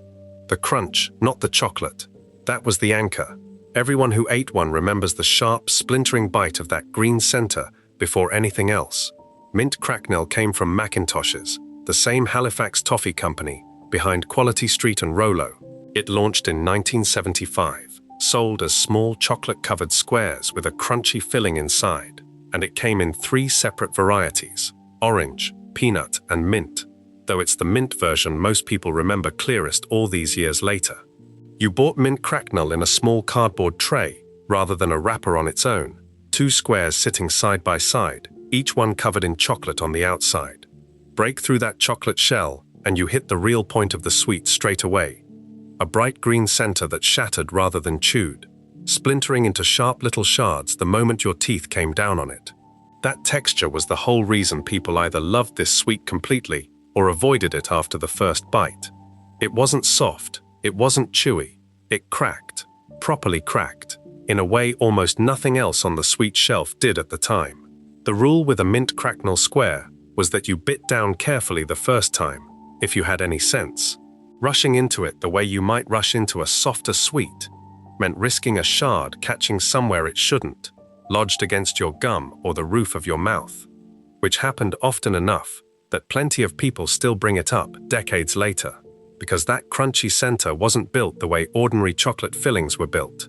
It behaved more like brittle toffee or spun sugar, something that shattered rather than gave way smoothly. Everyone who ate mint cracknel regularly as a child learned to bite it slightly differently from how they bit into anything else, working out through experience exactly how much force it needed. Macintoshes built the advertising around exactly that sharp, cool sensation. The television adverts carried the line, "Mint cracknel takes you somewhere cool and green," leaning into the fresh, icy quality of the mint flavor, paired with that vivid green color running right through the center of every square. It was a short, simple line, easy enough to remember after hearing it only a couple of times, and it stuck with plenty of people long after the sweet itself had disappeared from shops. You didn't need the advert to explain what cool and green actually meant. The moment that shattering mint hit your tongue, The whole idea behind the slogan made itself obvious without any further explanation required. Mint Cracknel wasn't only sold as its own standalone product either.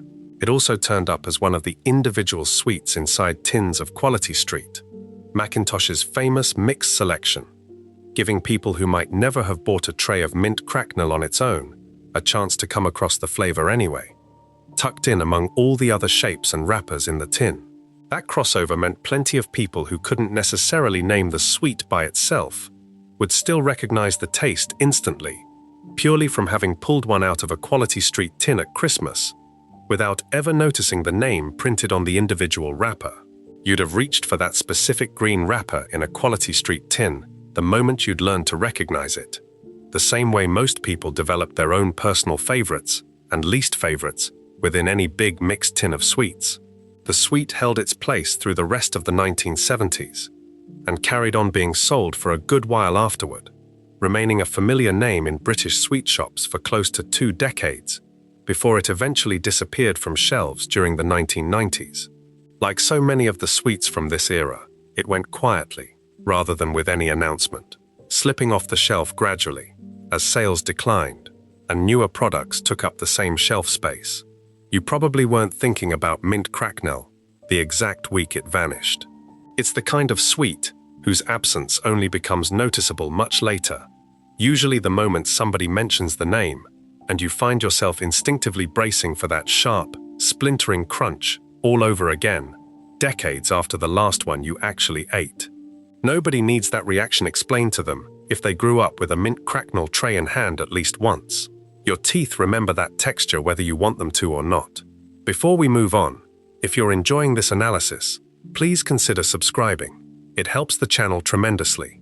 There was another Macintosh sweet from those same years that looked like an ordinary chocolate bar, but wasn't actually chocolate at all. Built instead from a completely different recipe that gave it a flavor nothing else on the shelf could properly copy. 15. Caramac. The color, not the taste, gave it away first. That was the anchor. Golden, almost amber, sitting in a wrapper right next to ordinary brown chocolate bars and looking nothing like any of them. Caramac was made by Macintoshes, the Halifax Toffee Company, and it launched in the United Kingdom in 1959. The name came from squashing 2 words together, caramel and Macintosh, and that name told you exactly what you were about to eat. It wasn't chocolate, not properly.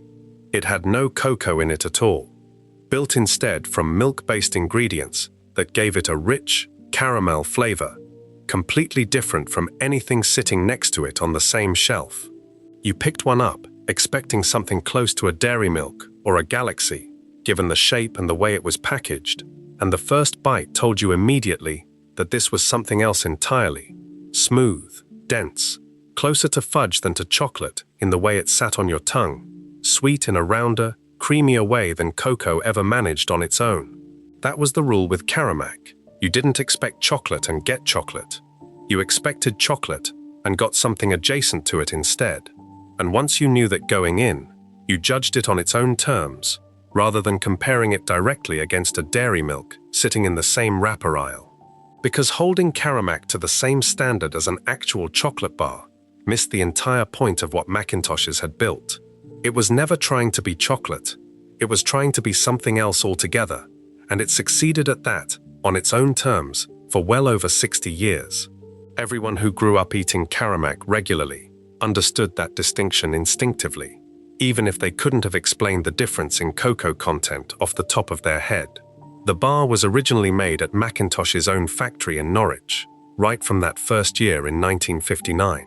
Production stayed there for decades, through the company's 1969 merger with Rowntree's to form Rowntree Macintosh, and only moved away once the Norwich factory itself closed in 1996, with manufacturing shifting north to a Nestlé factory in Fordon on Tyneside, where it continued being made for years afterward. Nestlé had taken over the whole company back in 1988, inheriting Caramac along with everything else in the Rowntree Macintosh range. You didn't know any of that ownership history as a child unwrapping a bar in the 1970s, obviously. What you knew was that Caramac tasted the same every single time, that particular smooth caramel flavor showing up exactly as expected, whether you bought it this month or 6 months earlier. That consistency mattered more than you'd realize at the time. A sweet that tastes the same today as it did last year builds a kind of quiet trust, the sort you don't consciously notice until something changes, or until the thing disappears altogether and you're left trying to describe a flavor to someone who never got the chance to try it. Karamak managed to hold on to that consistency for an extraordinarily long time by the standards of most of the sweets on this list, where bars like Aztec or Texan or Bar 6 lasted a decade or two before disappearing. Karamak kept going, decade after decade, surviving changes in ownership, changes in manufacturing location, and generations of shifting tastes that swept away plenty of its contemporaries along the way.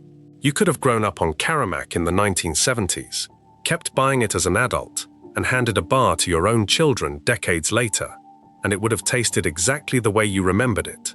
Very few sweets from this era can genuinely claim that kind of unbroken continuity.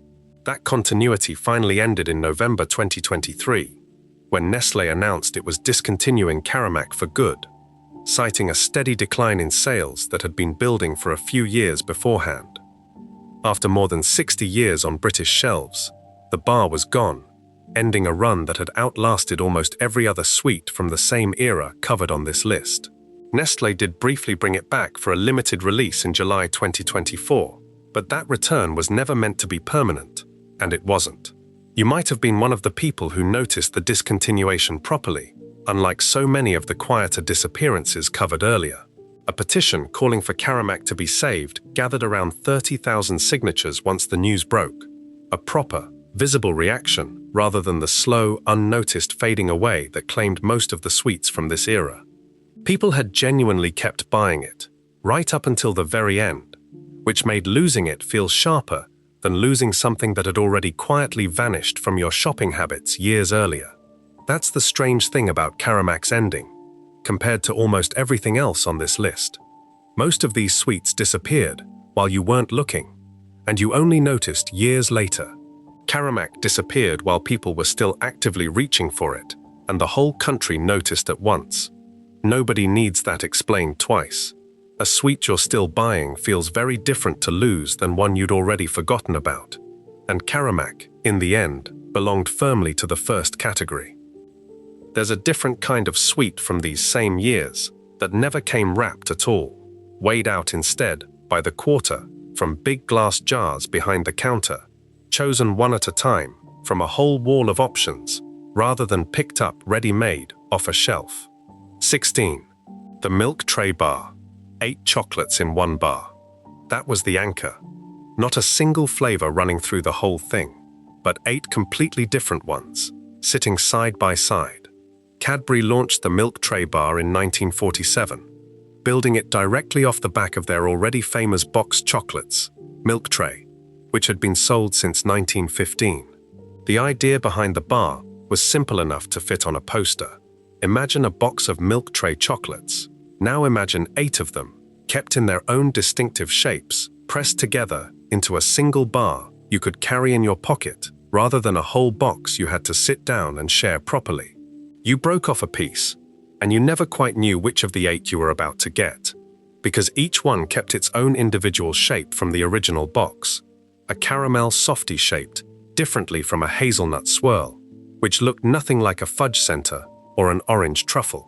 Biting into a Milk Tray bar meant working your way through several completely different textures and flavors in the course of one single bar, rather than the same taste running from one end to the other.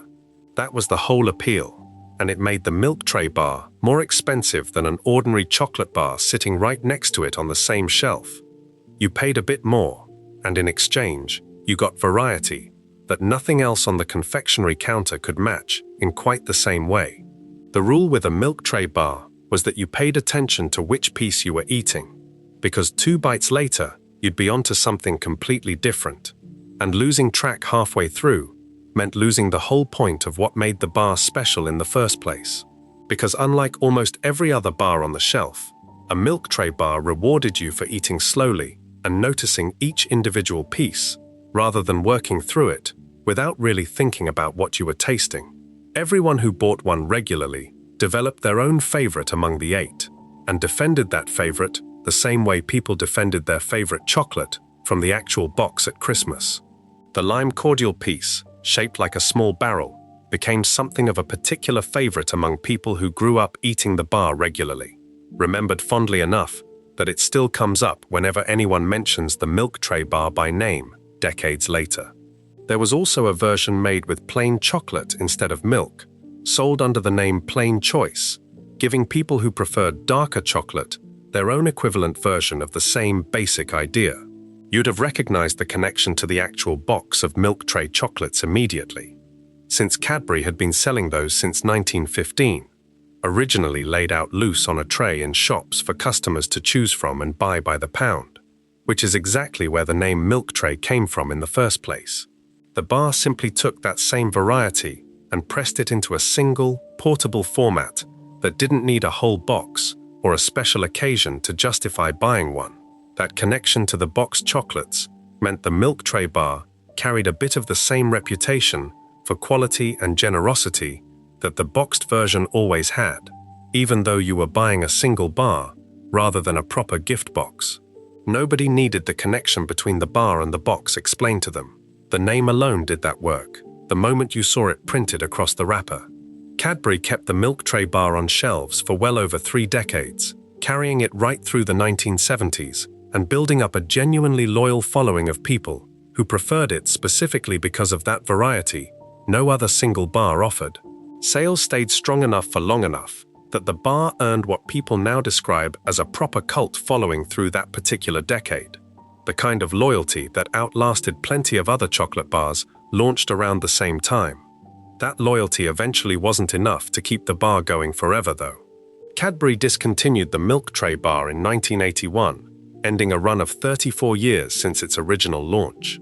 It went quietly, the same way most of the sweets on this list eventually went, without any dramatic final edition or send-off, simply disappearing from the shelf one ordinary week, like so many familiar things from this era did. You probably didn't notice the exact week it vanished, if you were buying it regularly through the 1970s.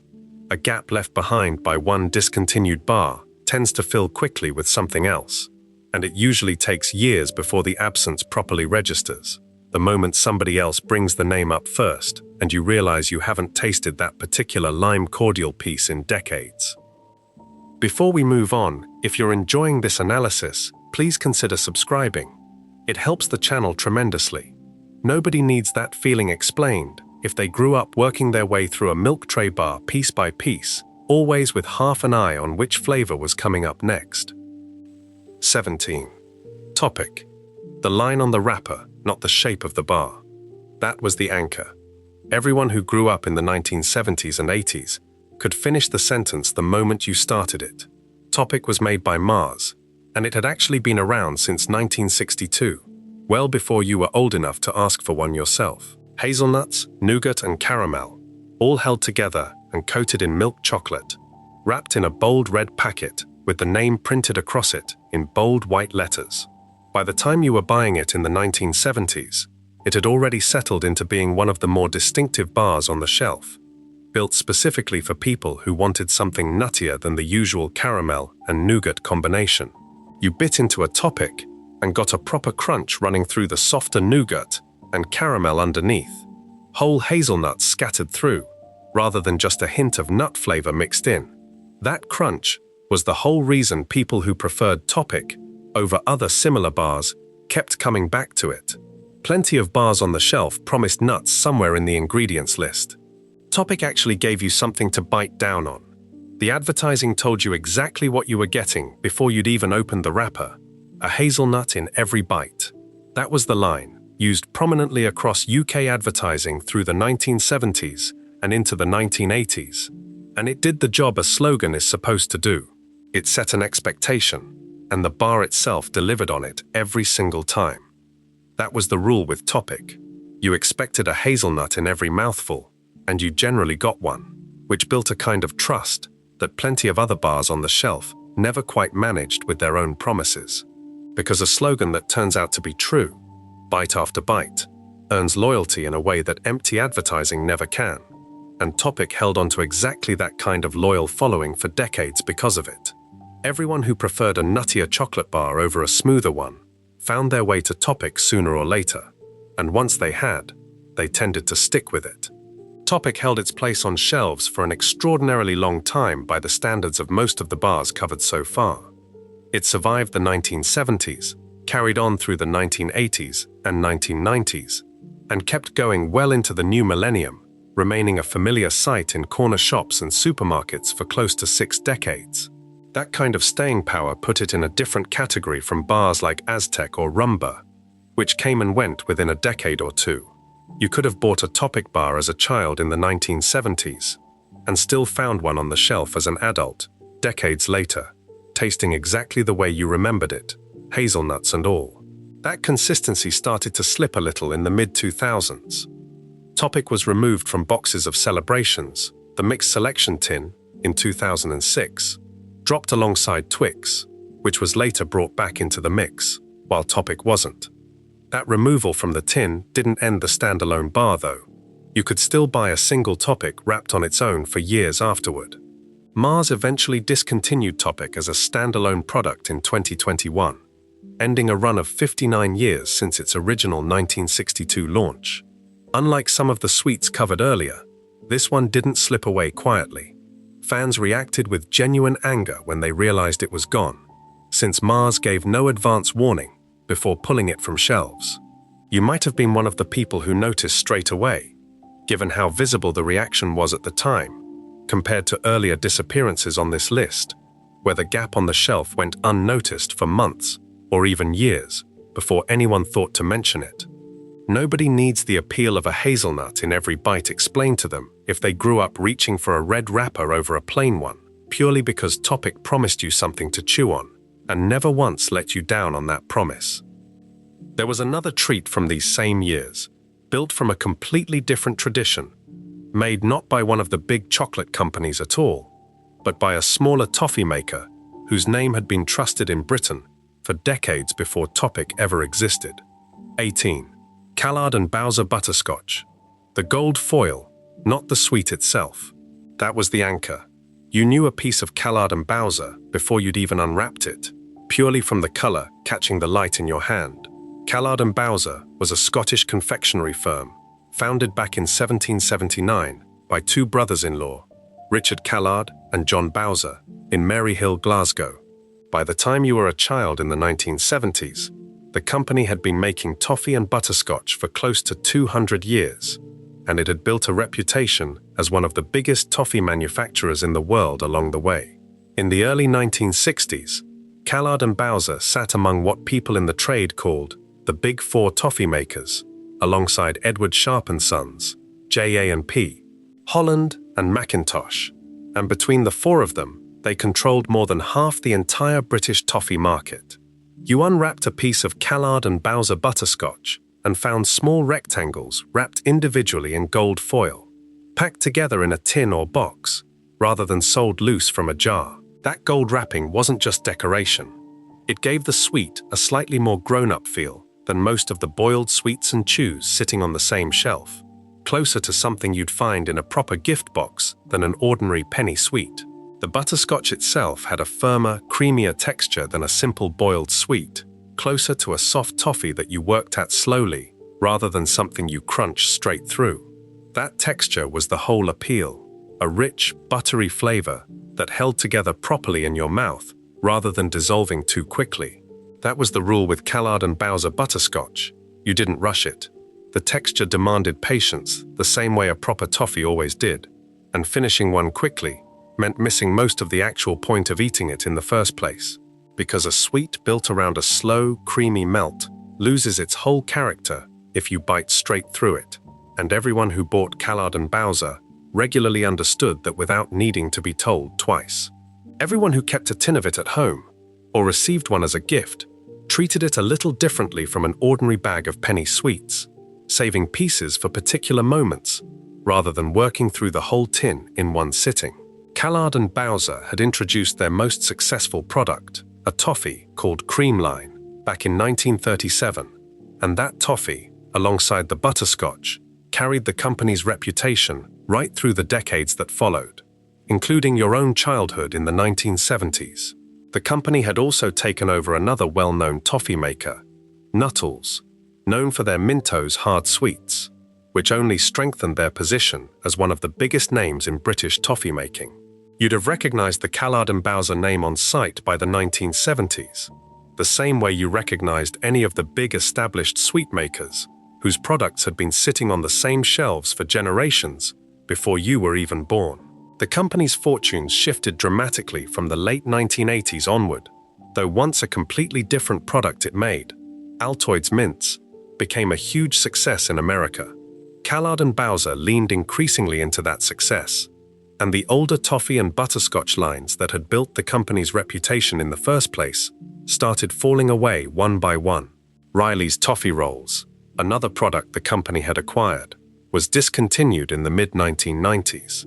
The creamline toffee itself was dropped in 2001, and by 2004, every remaining toffee and butterscotch line the company had ever made was gone, leaving only Altoids behind under the Callard and Bowser name. You probably didn't watch that decline happen in real time. It played out gradually over more than a decade, each individual product disappearing quietly on its own, long after you'd likely grown up and moved on from buying tins of butterscotch as a matter of routine.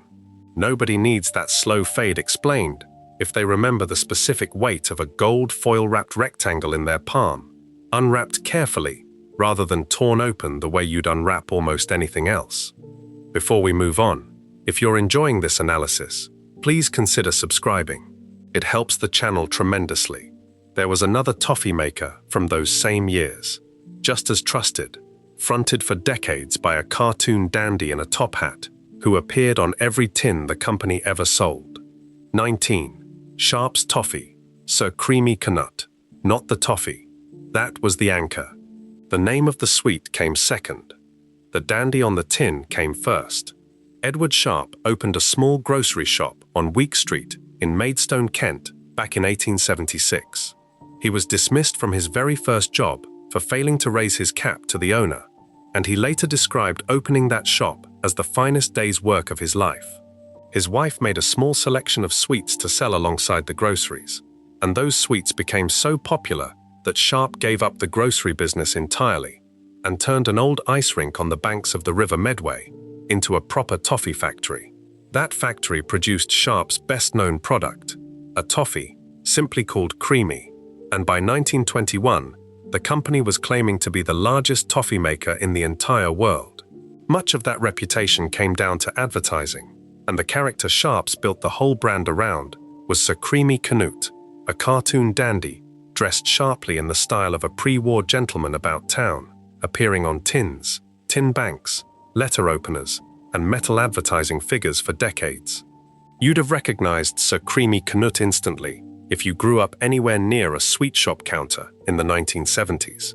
He'd already been the face of the brand for 50 years by that point, a permanent fixture stretching back long before your own childhood, the kind of advertising character that outlived several generations of the children who grew up seeing him.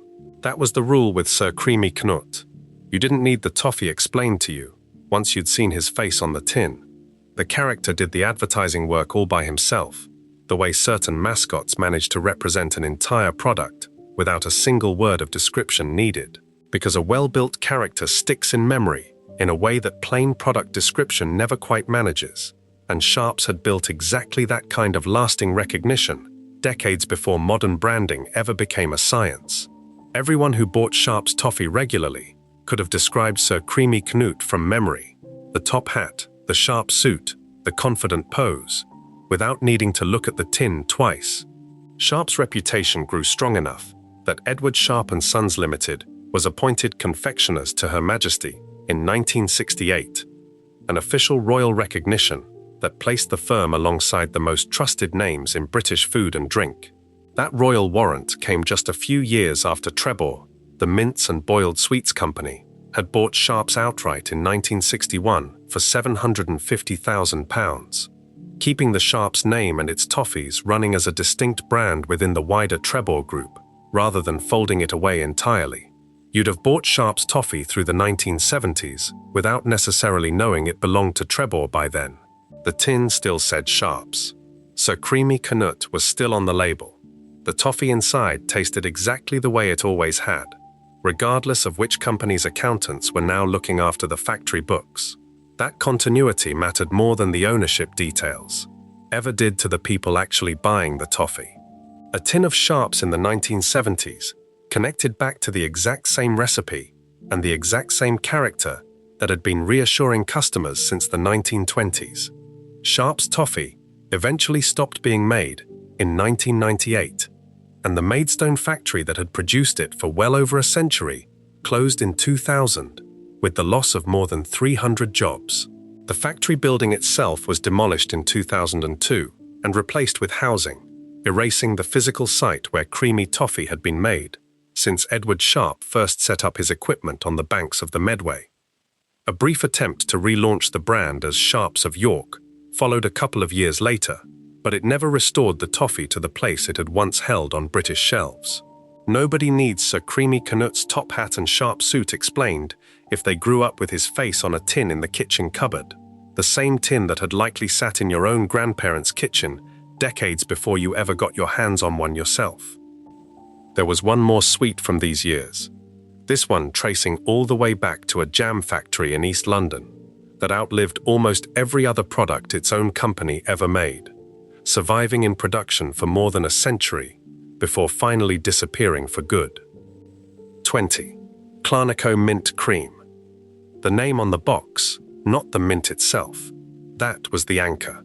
Clarnico had been trusted in Britain for a century by the time you were unwrapping one as a child in the 1970s. The company started life in Hackney Wick, East London, back in 1872. Founded as a jam and marmalade maker under the name Clark, Nichols & Co. A partner named Robert Coombs joined a few years later and built a sugar confectionery side of the business that eventually became known as Clarnico, taking its name from an abbreviation of the founders' surnames. By the interwar years, Clarnico had grown into the largest sugar confectionery manufacturer in the whole of Britain, with a factory in Hackney Wick that was the biggest of its kind in the country, and a product range stretching past 700 different sweets. Among all those hundreds of products, one mint cream, introduced around 1912, became the company's defining item, a soft fondant center with a clean mint flavor, crystallized on the outside to keep the cream itself soft underneath. That was the Clarnico Mint Cream, and it outlasted almost everything else the company ever made. You unwrapped one and got that contrast straight away. A slightly firm, sugary shell giving way to a smooth, soft mint filling underneath. It wasn't a boiled sweet you sucked slowly, and it wasn't a chew you worked at for minutes on end. It sat somewhere in between, soft enough to bite through cleanly, but still holding its shape rather than falling apart in the wrapper. That was the rule with a Clarnico Mint Cream.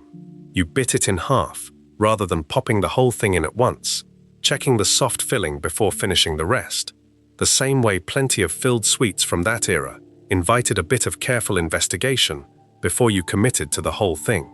Because a sweet built around a contrast between outer shell and soft filling rewards a slower approach. And Clarnico had built their reputation on exactly that kind of textural contrast for decades before you ever tried one yourself. Everyone who grew up eating Clarnico mint creams recognized that particular bite. Firm shell first, soft mint underneath, without needing anyone to describe the proper way to eat one. Clarnico's fortunes changed sharply by the late 1960s.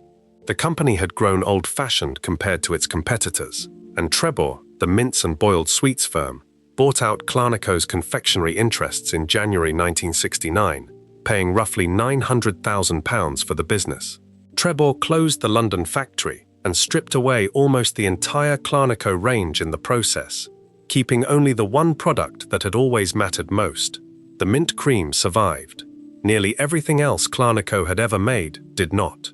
You'd have grown up in the 1970s, only ever knowing the mint cream itself, with no idea that the same company had once produced hundreds of other sweets under the same name, all of them gone by the time you were old enough to visit a sweet shop counter yourself. The mint cream kept going for decades after that, changing hands as its parent companies changed hands in turn. Trébor itself was bought by Cadbury in 1989. Eventually, production of the mint cream moved to France, and the sweet was sold on under the Maynard's Bassett's name, rather than the Clarnico one, though the mint cream recipe itself stayed recognizably the same throughout all of it. That long survival finally ended in 2019, when the Clarnico mint cream was discontinued for good, bringing to a close a run of just over a century since it was first introduced around 1912. It had outlasted the company that invented it by 50 years, and outlasted almost every other sweet from this list by a wide margin too.